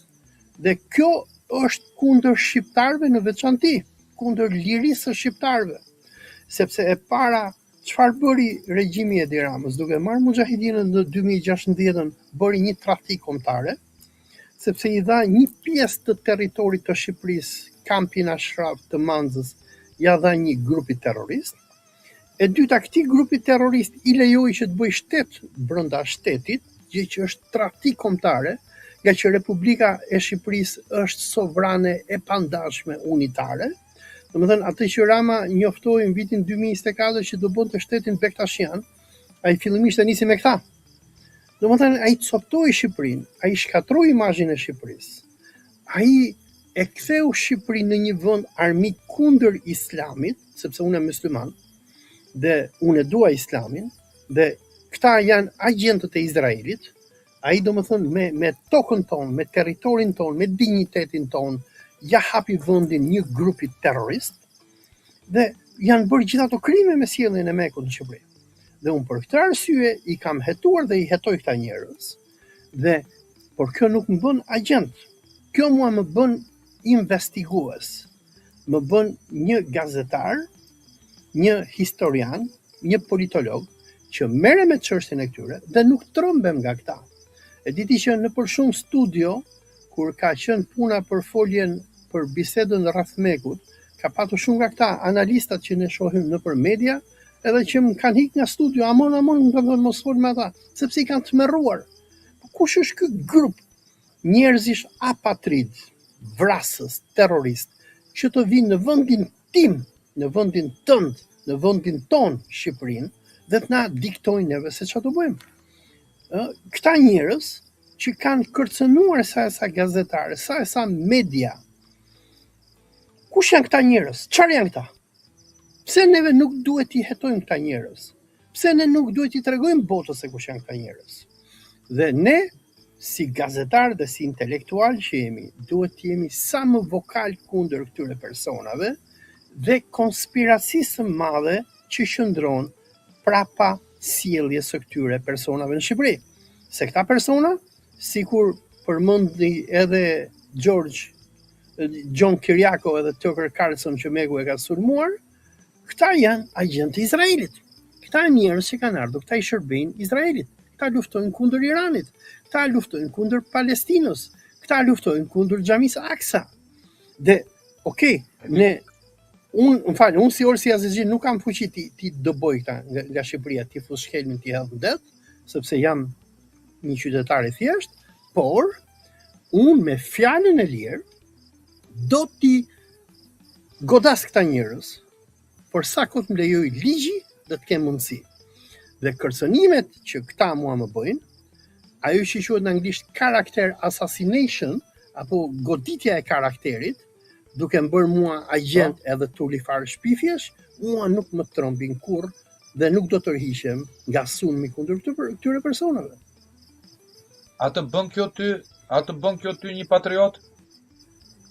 Më bën një patriot dhe një super patriot, nga që unë jam duke luftuar për identitetin e Shqipërisë, për mirëqenien e Shqipërisë, për sigurinë kombëtare të Shqipërisë, sepse me ardhjen e këtyre Shqipëria hyri në luftë me Iranin dhe për besimin tim si musliman. Ne duhet ta dimë që një pjesë e mirë e shqiptarëve janë bektashian, dhe bektashizmi është fe e shiitëve iranian. Dhe neve dëgjoj, komunitetin bektashian në Shqipëri, kur ra komunizmi, ndërtoi Irani. Iranianët ndërtuan teqe, iranianët i edukuan dervishët shqiptar, u botuan atyre Qerbelane, Naim Frashërit dhe gjithë ato libra të tjerë. Tani na vjen ky grup dhe neve na shkatron me botën e Islamit.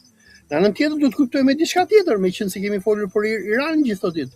Irani po tregon që është një fuqi aq e madhe, saqë në këto momente që ne po flasim, përpara 20 orësh, kanë goditur portin e Fujairës në Emiratet Arabe dhe nuk po i lejnë amerikanët që të bëjnë gjap në gjirin persik. Dhe Irani është një fuqi e madhe. Është një vend me urdhëro. Erdhi agenti Mossadit pra. Po, edhe dua të them që shife, vendet tona fqinje, Greqia, Italia, Serbia, Maqedonia, Kroacia, të gjitha kanë marrëdhënie të shkëlqyeshme me Iranin.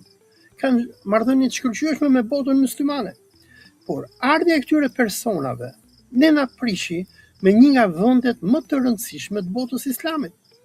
Dhe këta persona që shërbejnë si agjentë e Izraelit kanë agjendën e tyre e shkatrimit të marrëdhënieve të shqiptarëve me botën e islamit. Dhe unë, si një shqiptar patriot, si një besimtar musliman, e ndjej detyrë kombëtare dhe fetare, por edhe njerëzore, që ti hetoj këta persona, ti diskreditoj këta persona, dhe ti tregoj njerëzimit se kush këta persona janë. Dhe këta, sa do që të më kërcënojnë mua, ndoshta edhe ty dhe gazetarë të tjerë, këta nuk do arrin që të më thyen mua kurrë. Këta do më dhënë, kundër meje edhe miku tim Gjergji Thanasit çfarë kanë bërë? Na kanë çuar në gjyq. Janë ankuar në Ministrinë e Brendshme. Na kanë vënë nga mbrapa antiterrorin e tjerë, por unë sa herë edhe kur vi në Shqipëri, i them si antiterrorsave, si të gjithë agjentëve të këtyre, që juve nuk na e mbyllni dot gojën. Ju nuk na kërcënoni dot. Ju nuk e heshtni dot fjalën e lirë. Shqipëria me gjithë krimet, me gjithë vjedhjet e regjimit të Ramos, tek e fundit fare, është një republikë demokratike. Dhe ne shqiptarët, kur rrëzuam komunizmin në vitin 1991, e rrëzuam se donim liri dhe demokraci. Ne nuk thehemi dot në një diktaturë mujahidine. Mujahidinët neve nuk na vrasin dot sikur i vrasin antarët e tyre, apo sikur vrasin popullin e tyre në Iran, dhe ne do ta mbrojmë lirinë dhe demokracinë tonë me të gjitha dhe të drejtën e fjalës me të gjitha mjetet, edhe pse këta na shantazhojnë, na kërcënojnë, na trombin dhe na shkatrojnë karakterin tonë. Kam pyetjen e fundit për ty vëlla dhe do të lë të lirë Tigër se ke angazhime tjera nga Malezia.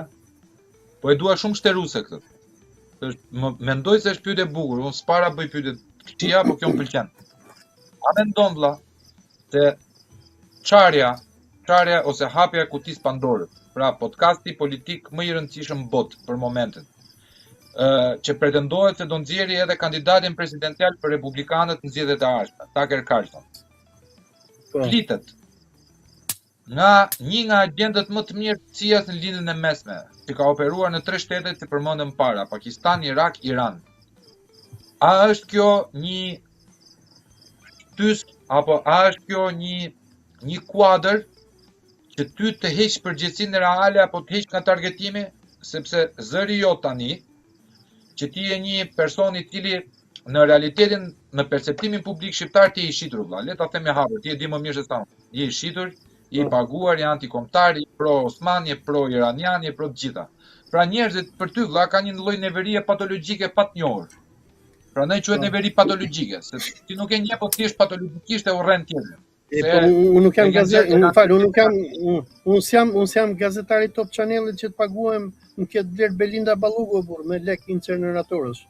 Ata janë shitur, jo unë burr. Nuk e di këto, nuk e di. Pse blen televizionet ose di që blen.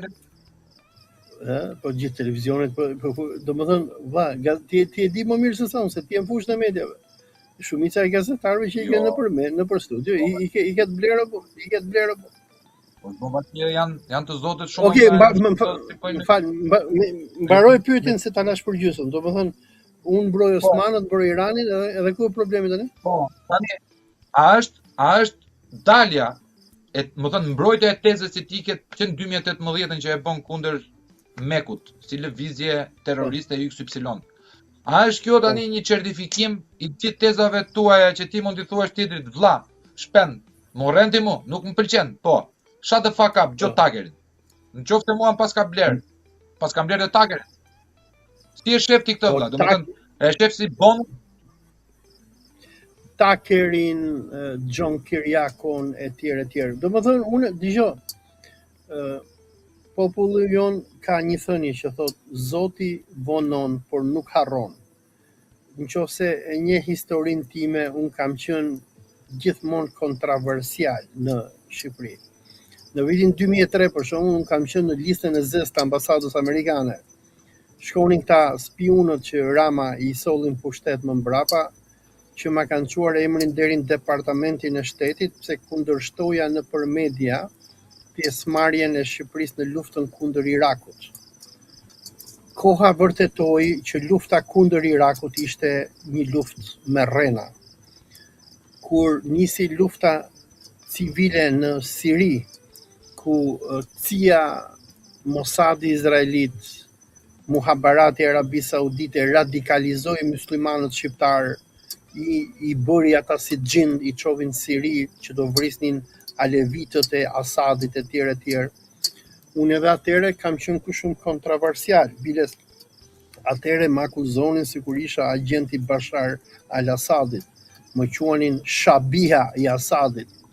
Allahu donte dhe koha vërtetoi që unë kisha të drejtë, se kur amerikanët pasi i përdorën ta muslimanët budallej dhe i quan që të vriteshin në Siri, më pas i shpallën terroristë i futën nëpër burgje.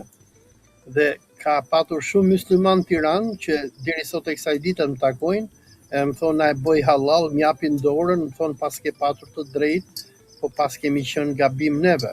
Domethënë, unë jam përballur shumë herë me opinionin publik në Shqipëri. Shumë herë më kanë shpall armik. Vitin 2012 mua më shpallën armik të Islamit që sa e mbrojnë Islamin nuk e mbron njëri. Kishte në për xhamira që më mallkonin mua dhe Bashar al-Asadin, se thonin ky është me Asadin, se nuk e kuptonin lojën.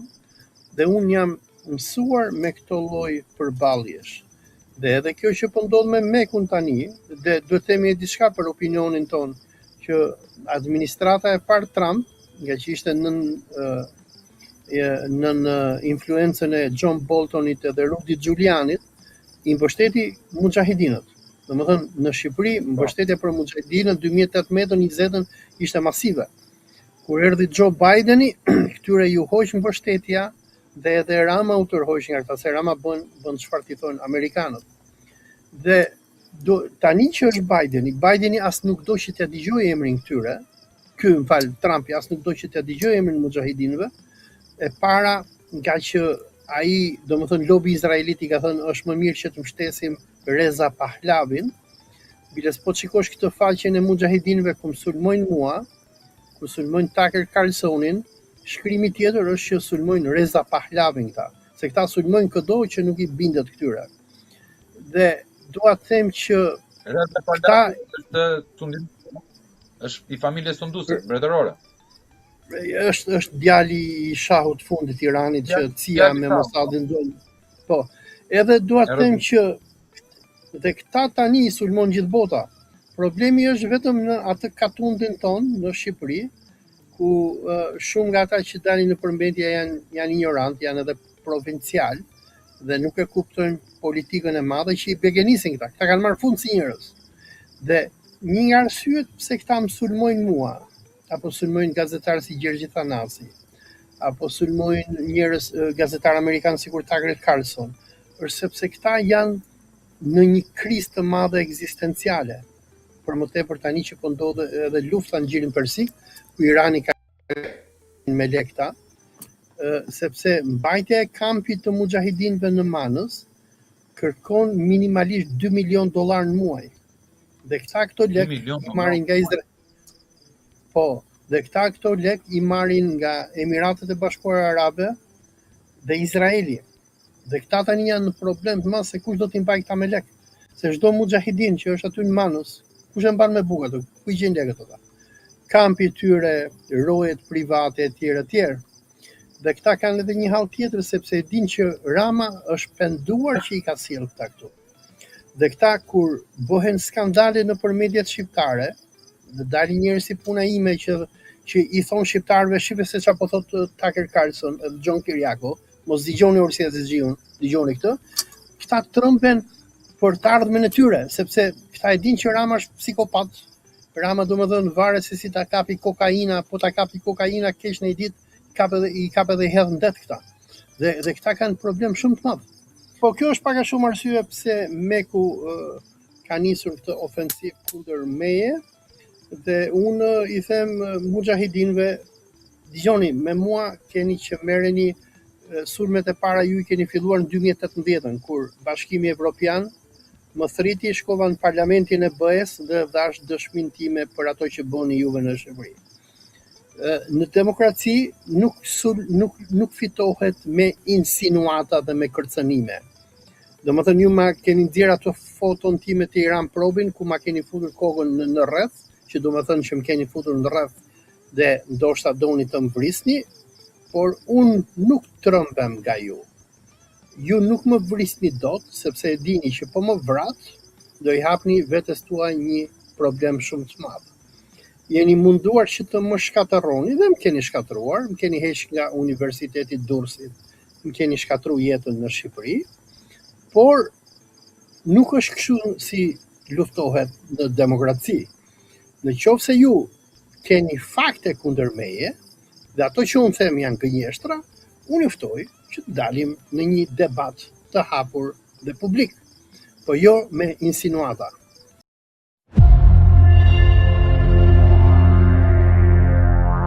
Si me shok. Po. Domethënë, si ka nisur skandali atit, aty është dhënë përgjigje e të gjithë sulmeve kibernetike të huazuara apo të paramenduara se vijnë nga lindja. Në radhë parë, ne që jemi pak më të logjikshëm se sa grada e çmendur e pacientëve, pra ne jemi pacientët, po jemi pacientët zero, që kemi çik nevojë për kur.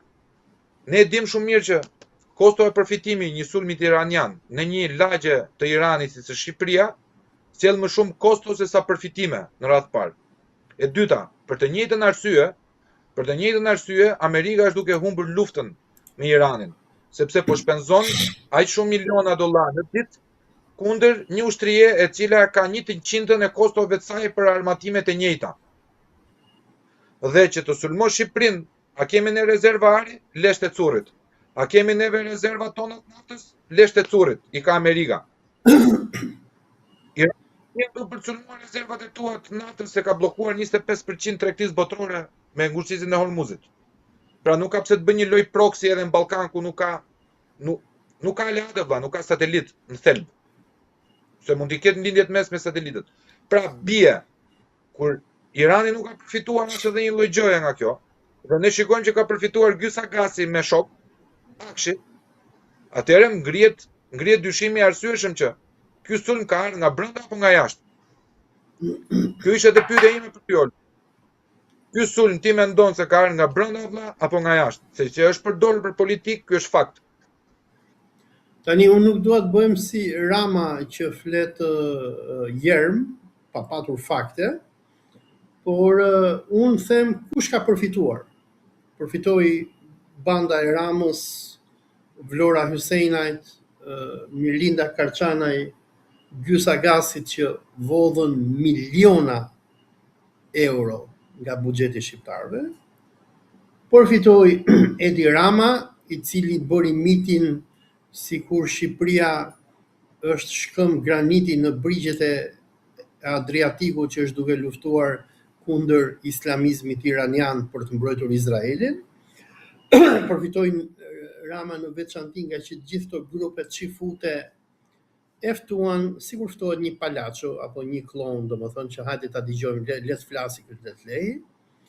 Edhe Rama domethënë ka fituar shumë nga këto sulmet kibernetike, nga që nga momenti që u bën sulmet kibernetike, ky pak a shumë u kthye në atë birin e kurvës të Netanyahut, ku i tregon te Netanyahu që unë jam i gatshëm të bëj për juve çdo gjë.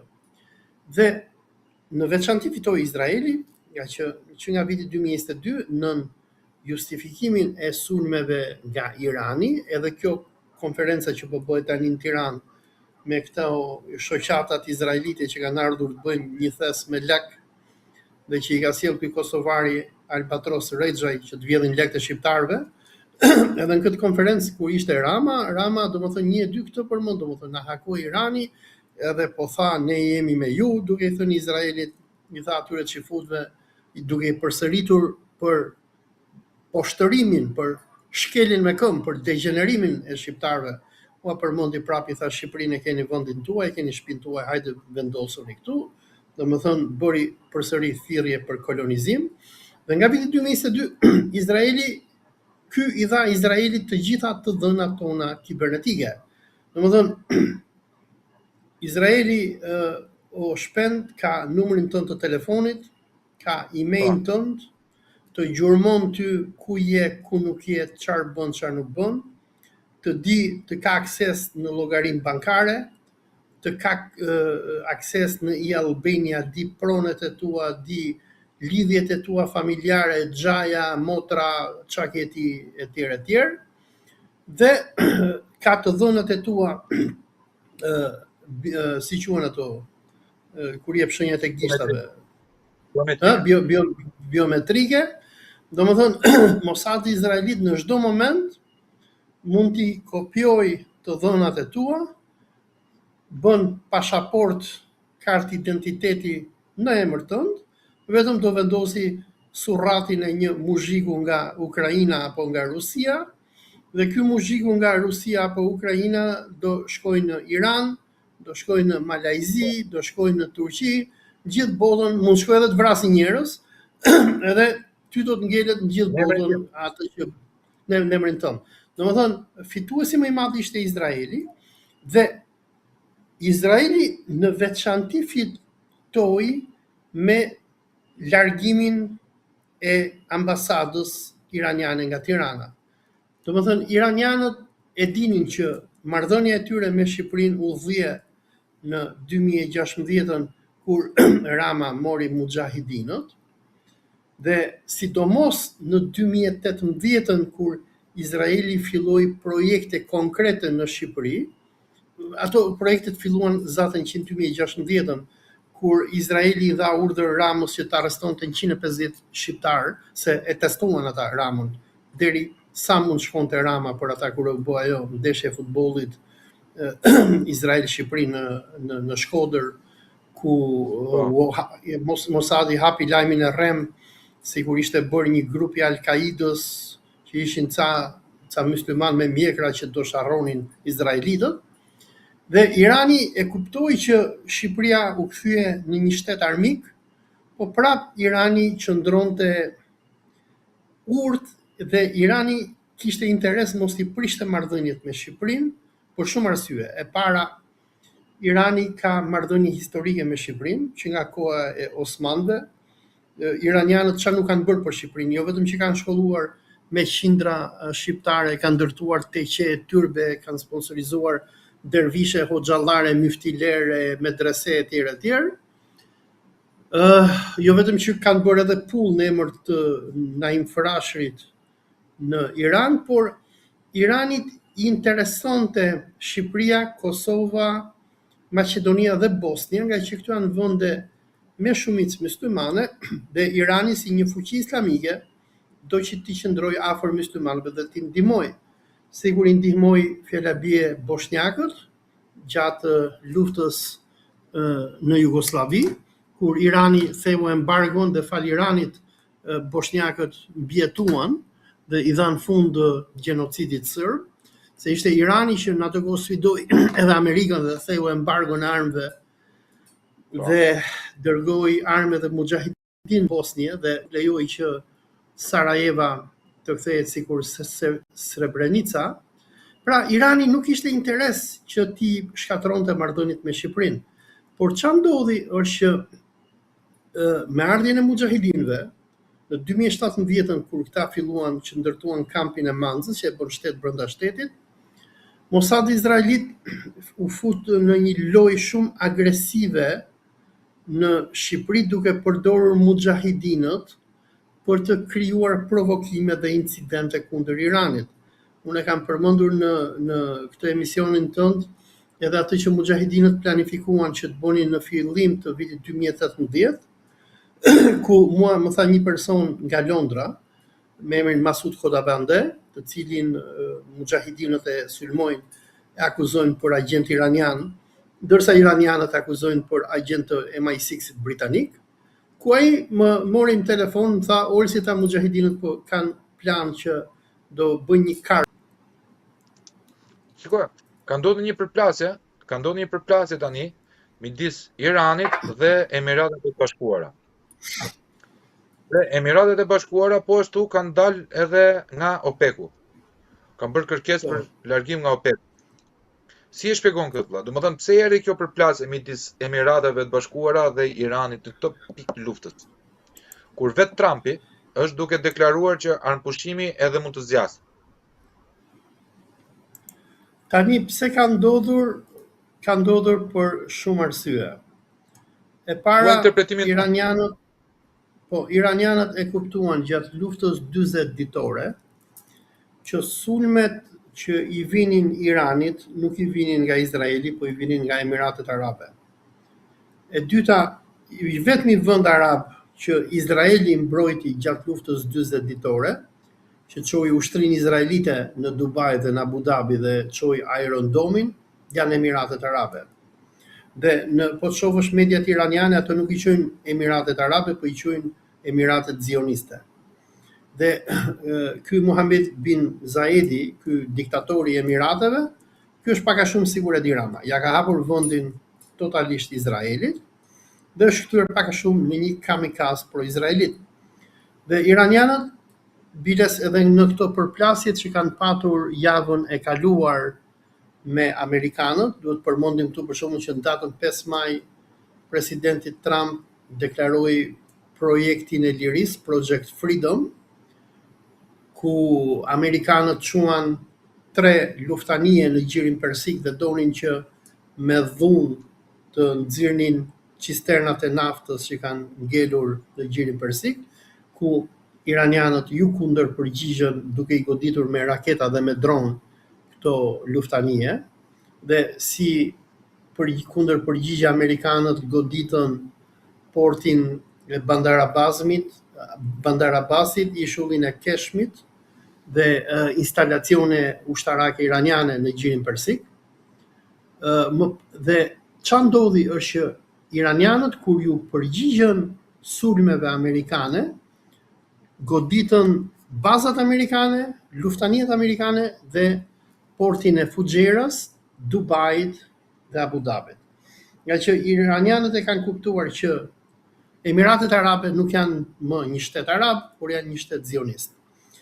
Dalja e Emirateve nga OPEC-u është bërë e para nga dëshpërimi që po kanë Emiratet sepse ekonomia e tyre po shkatërrohet, ata po hynë në muajin e tretë që nuk po shesin naftë. Ata pasanikët edhe hajdutët që këndonin këngën Habibi come to Dubai, të gjithë janë larguar nga Dubai. Dhe real estate i Dubait po falimenton. Dhe iranianët tani kanë ardhur në konkluzion, Vilesgarda revolucionare iraniane njoftoi përpara 2 ditësh i tha amerikanëve, në rast se ju do të na godisni cisternat tona, ne do të godasim gjithë bazat tuaja dhe do godasim edhe Emiratet Arabe. Nga që, domethënë, Irani kuptoi që Emiratet Arabe janë armik i Islamit, i Iranit dhe i botës muslimane dhe i Palestinës. Dhe ata tani nga ky moment e tutje po e trajtojnë Emiratet Arabe ashtu sikur Izraeli trajton Gazën, sikur trajton Libanin dhe bregun perëndimor. Domethënë po të shohësh Izraeli çfarë bën sa herë gjuhet ndonjë raket nga Hizbullahi, Izraeli shkon të bombardon Beirutin. Dhe edhe iranianët tani domethënë kanë ardhur në këtë konkluzion, ashtu sikur po sillet Izraeli me Libanin, me Palestinën, ashtu do sillemi edhe neve me Emiratet Arabe, dhe ky përbën një shqetësim shumë të madh për administratën Trump, nga që sot është data 12, është muaj, po jemi në mes të muajit të tretë, dhe këto Emiratet Zioniste Arabe, Kuwaiti, Bahreini, nuk po shesin asnjë fije naftë. I vetmi vend që po shet naftë në këtë moment është Arabia Saudite nëpërmjet detit të Kuq, dhe që përpara një jave Irani ka shpallur që edhe porti Fuxheras, i cili ishte porti i Emirateve Arabe me akses në gjirin e Omanit, që domethënë e anashkalonte ngushticën e Hormuzit, edhe atë e kanë mbyllur, dhe kjo po krijon një krizë shumë të madhe. Domethënë amerikanët, Trumpi me kokforcinë e tij po mundohet që t'i detyroj iranianët që të kapitulojnë. Në anën tjetër, iranianët i kërkojnë Trumpit që të kapitulojë, dhe në këto momente kemi në një urdhra. Në kohë krize, Olsi, pse duhet dalësh miku im nga OPEC-u? Nga një organizim se harrova të ta them. Tani dalja nga OPEC-u është grusht kundër Arabisë Saudite, por edhe Iranit. Pse është grusht? Sepse që kur është themeluar OPEC-u në vitet 70, OPEC-u u themelua në mënyrë që të kontrollonte çmimin e naftës, që amerikanët mos të manipulonin tregjet duke i bërë arabët që të prodhonin naftë pa limit, se nuk fitonin lek. Tani pas luftës 40 ditore, ku Emiratet janë shumë të dëshpëruara, Emiratet janë bashkuar totalisht Izraeli, domethënë Emiratet janë bërë sigur regjimi i Tiranës. Dhe Izraeli, se për Izraelin armik nuk është vetëm Irani, armik është edhe Arabia Saudite. Nëse ke para të hartën e errët Izrael apo Izraelit të madh, në teologjinë izraelite ata duhet ta pushtojnë Arabinë Saudite deri në Medinë. Dhe ky princi i kurorës Arabisë Saudite, Muhammed bin Salmani, e ka kuptuar këtë gjë dhe me insistim refuzon që t'i bashkohet akordeve abrahamike. Një muaj ishte edhe një vit. Po më dëgjon? Tani po, se u shkputem për një moment. Okej. Ishte edhe një video Donald Trumpit ku thoshte, tani thoshte ka ardhur Muhamedi, thoshte që Muhammed bin Salmani do t'i bashkohet akordeve abrahamike dhe do më puthi bythën mua, nëse ke parë ato videon, që po edhe meme. Sepse Trumpi është duke i bërë shumë presion Arabisë Saudite që t'i bashkohet akordeve abrahamike, por Arabia Saudite nuk i bashkohet, për sa kohë Izraeli ka planet e tia ekspansioniste. Sauditët i kanë thënë Amerikanëve, ne nuk kemi problem vendosim marrëdhënie me Izraelin, por Izraeli duhet njohë Palestinën, që Izraeli nuk do ta bëjë këtë gjë. Dhe tani, pse dalin Emiratet nga OPEC-u? Emiratet dalin për dy arsye. Një, naftan e Emirateve do ta shesin izraelitët. Dy, ata duan që Abu Dhabi të prodhoj sa më shumë naftë në mënyrë që të ulet çmimi i naftës dhe të shkatërrohet Arabia Saudite. Sepse Arabia Saudite përfiton kur nafta është e shtrenjtë. Dhe me këtë domethënë këta po minojnë këtë unitetin që kanë patur këto shtetet beduine të Xhirit Persik deri tani, ku nëpërmjet OPEC-ut, ne jemi me Amerikën, por duam ta kontrollojmë pak prodhimin edhe çmimin. Tani këta izraelitët duan që ta shkatërrojnë fare tregun, dhe me këtë rast duan të godasin Arabinë Saudite, sepse ata duan, përveç Iranit, ata duan të shohin edhe shkatrimin ekonomik të Arabisë Saudite, edhe në anën tjetër Emiratet janë zari i tyre dhe do bëjnë çfarëdo që ata t'i thonë. Pra, ti e shikon të rrezikshme për Emiratet e Bashkuara këtë lloj lufte me Iranin? Pra, e shikon për statusin e tyre në linjën e mes? Shumë të rrezikshme, dhe në qoftë se kjo luftë e ftohtë, se në këto momente domethënë edhe pse Trumpi i provokon her pas here iranianët dhe iranianët i godasin edhe ata i godasin mbrapsht, Trumpi ka frikë që të hyjë luftë me Iranin, nga që Trumpi e pa që gjatë luftës 40 ditore, Irani goditi të gjitha bazat edhe çfarë gjente luftanie dhe në veçanti shkatroi Izraelin dhe pjesë të mira të Emirateve Arabe. Dhe Trumpi ka frikë që të nisi një luftë të re me Iranin, nga që Irani ka treguar që ka boll, raketa edhe dron që të nisi procesin e djegjes së lindjes mesme. Dhe Trumpi në këto momente ka vendosur që të bëj luftën e embargos, domethënë juve nuk lejoni që dali nafta nga Xhiri Persik, i thot iranianëve, dhe ne nuk ju lejojmë juve që të shisni naftë. Por ndërsa iranianët e përballojnë një luftë të zgjatur embargoje, sikur ka treguar edhe një raport i CIA-s që Irani mund ta mbajë me muaj këtë embargo, nuk e ka problem. Në anën tjetër, këto vendet e Gjirit nuk e përballin dot embargo, nuk e di në ke qenë ndonjëherë në Dubai apo në Riyadh apo në Katar. Do vete shumë shpejt në Dubai dhe Oman. Tani po ti është në këto vende do shohësh që këto vende janë kot, këto janë shkretëtir, domethënë kur shkon në Dubai apo kur shkon në Arabi Saudite, zëre se ke shkuar në planetin Mars. Dhe këto vende ekzistojnë vetëm fal teknologjisë, domethënë kondicionerit, makinës dhe ndërtesave moderne. Dhe problemi është që këto vende, nëse vazhdon kjo luftë embargosh ndërmjet Iranit dhe Amerikës, këto do zhduken, do shkatërrohen, sepse ti domethënë nuk e mban dot gjithatë investim masiv në energji, në dekripërimin e ujit për të mbajtur qytetet moderne sikur janë Abu Dhabi, Dubai, Doha etj.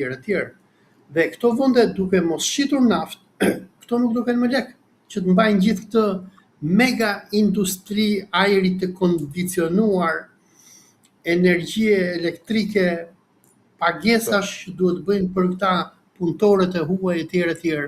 Në këto momente këto vendet e Gjirit kanë po marrin borxhe nga amerikanët, po problemi është sa kohë këto borxhe do të mjaftojnë për të mbajtur ekonominë super luksoze të këtyre vendeve. Se duhet të kuptojmë diçka. Iranianët, nëse e ke vizituar në njëri Iranin, Irani është sigur me shkuar, çfarë them unë, sigur me shkuar te Pelen. Janë popull që jetojnë me natyrën e tyre. Dhe qeveria iraniane nuk e ka mësuar popullin keq, sigur e mësuar sauditët apo emiratasit. Sauditët dhe emiratasit nuk jetojnë dot pa Pepsi, pa McDonald's, edhe pa parë këto MCN edhe këto televizionet amerikane, dhe pa bredhur me xhipa amerikan. Kurse iranianët mbijetojnë, nga që në Iran natyra është sikur në Shqipëri, ata nuk kanë nevojë, domethënë Irani, qytetet iraniane nuk janë kështu fake cities, nuk janë qytete të krijuar fal petrodollarëve dhe që ekzistenca aty është e gjithë artificiale.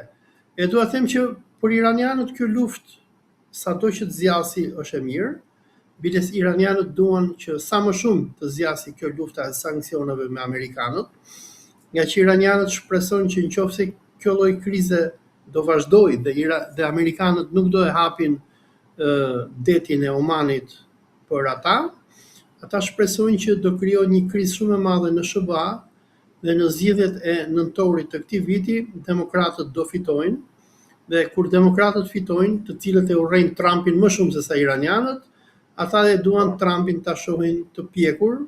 Trumpi do bëhet ajo që quhet impeachment, do largohet dhe mund ta fusin edhe në burg. Pra ti mendon që ti vendosim pikat mbi i vlla. Ti mendon se Trumpi përpos faktit që ka humbur luftën ose po e humb luftën, ka për të humbur edhe atë për cilën luftoi ai shumë, për të ngelur një histori si në Mount Rushmore. Pra do jetë një që do të bëhet impeachment. Problemi është që Trumpi ka bërë shumë armiq. Domethënë Trumpin nuk është se urrejnë vetëm iranianët.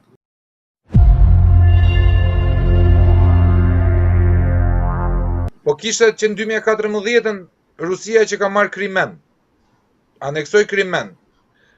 Nga 2014 në 2018, 2019 prodhohet Covidin, 2020, 100 vjet nga gripi spanjoll. Na plasi Rusi-Ukrainë pas Covidit. Tani plasi kjo lufta 40 ditore, armë pushim, na doli handa virusi. Se ky është problemi. Ne nuk po marrim vesh tani ku fillon agjenda nga fatkeqësia natyrore. Në fakt të them vetëm një fakt që dua ta dëgjojnë me vëmendje shikuesit tanë. Kur mori fund Covidi? Kur filloi lufta? Përfundoi në vitin 2022, kur rusët hynë në Donbas. Dhe nuk e di ne keni ndjekur, unë e kam përmendur në për shumë emisione, se juve në Shqipëri Edi Rama u mban në terror censure. Mediat ruse si Russia Today treguan laboratore biologjike që amerikanët kishin krijuar në Ukrainë, ku merreshin zojsh shtektar, infektoheshin me koronavirus dhe hidheshin drejt Rusisë. Domethënë kur unë edhe Altin Goxhaj e Alfred Shaku e tjerë thonim në vitin 2019 që koronavirusi është një armë biologjike që e kanë hedhur amerikanët, neve na vinte nga mbrapa policia antiterrorit, më hapin edhe proces antiterrori. Pushtimi rus i Donbasit vërtetoi e bardha në zez që koronavirusin e kishin prodhuar iranianët, këta amerikanët në për laborator dhe e hidhnin në për botë. Frika që unë kam në këto momente është se amerikanët, nga që nuk përballeshin dot në atë kohë me Kinën dhe me Rusin, lëshuan koronavirusin që të krijonin kaos botror. Në këto momente ku Trumpi nuk ka çati bëj Iranit, unë kam frikë që këta mund të lëshojnë një hantavirus apo një koronavirus të ri, nga që mbaj mendur atëherë në vitin 2019 ishte edhe një profesor Francis Boyle, i cili ka qenë personi që shkroi ligjin biokimik të Amerikës, dhe ai doli atëherë po e heshtën mediat dhe tha koronavirusin e kemi prodhuar neve në laborator. Dhe duhet të kuptojmë që këto viruset hidhen me qëllim, se janë armë biologjike. Si mund ta mundësh ti armikun? Me armë kimike, me armë biologjike dhe e fundit fare me armë nukleare. Por me armë nukleare është problem, se po e godite Rusin me armë nukleare, Rusia do të kundërpërgjigjet. Ndërsa me armë biologjike ti nuk e çaj bën, se ti nuk ke fakt që ta provosh që është armiku që po ta çon. Dhe ne e dim që gjatë luftës së Koreas, amerikanët atëherë kanë përdorur armë biologjike, ishte një yellow fever, që i spërkasnin këta ushtarët koreano verior dhe këta smureshin dhe vdisnin. ata njerëz që din historinë e Amerikës, kur këta kolonët amerikan u zjeruan amerikanët nga këto 13 kolonit dhe shkuan drejt Kalifornias, Louisianës e tjerë, është një fakt i mirë dokumentuar që amerikanët përdorën atë yellow smallpoxin apo lin, jepnin rroba këtyre indianëve aborigjen, rrobat i spërkasnin me lidhe, kështu i kanë vrarë në masë. Domethënë, amerikanët e kanë bërë historikisht këtë lloj gjëje. Dhe një gjë tjetër shumë interesante që ndodhi me këtë luftën 40 ditore, nuk e di nëse e kam përmendur në emisionin tënd apo jo. Pas mbarimit të kësaj lufte, në Iran është bërë nami duke rënë shi edhe bor, edhe në Irak. Iranianët gjatë luftës 40 ditore kanë sulmuar këto qendrat që izraelitët kishin ndërtuar për modifikimin e kohës apo për mbjelljen e reve, për krijimin e shiut artificial. Dhe përveç armës biologjike, zionistët përdorin edhe armën e modifikimit të kohës. Biles po flisja me një mikun tim përpara disa ditësh se haberi më i fundit nga Arnautistani që nga që izraelitët pas kanë hapur një kompani në Shqipëri për matjen e kohës dhe kjo kompani do bëhet kjo kompani do e ketë selinë e saj në ishullin e Sazanit. Pse në ishullin e Sazanit? Nga që po të hapet një kompani apo një institut i këtill në Shqipëri, shqiptarët do të shohin, do të kuptojnë se çfarë po bëhet. Unë jam shumë i frikësuar se çfarë do bëjnë izraelitët në ishullin e Sazanit.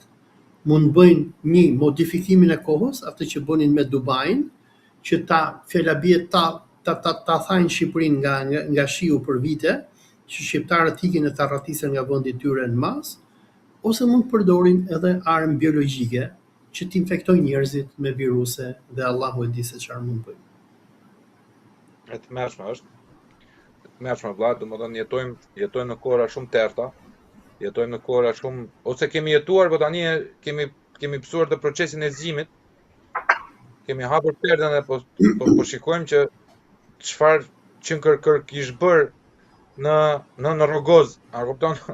Se ne dim çohesh këtë bësh me komshiun, e shan nga ropt, merresh me fjalë, zihesh për një vend parkimi. Edhe quhesh idiot nëse ti flet edhe kërkon më shumë. Ore, çfarë po bëhet këtu nga bota? A kupton? Bolti, shoj se din ata lart, a kupton? Se ky është mentaliteti vëlla. Ky është mentaliteti jon, unë ndjem vetëm fatkeq. E di pse ndjem fatkeq? Ndjem fatkeq shumë i vogël për të ndryshuar në gjë vëlla, kupton? Ky është fataliteti, por kam pranuar shumë absurde tjetër, kështu që do më duhet ta pranoj edhe këtë pa shumë dhimbje. Dhe problemi tjetër është se kur ne themi shumë nga këto gjëra që themi, që nga prodhimi koronavirus, s'marrin për budalla ose për agent, thonë është agent këtu, kupton?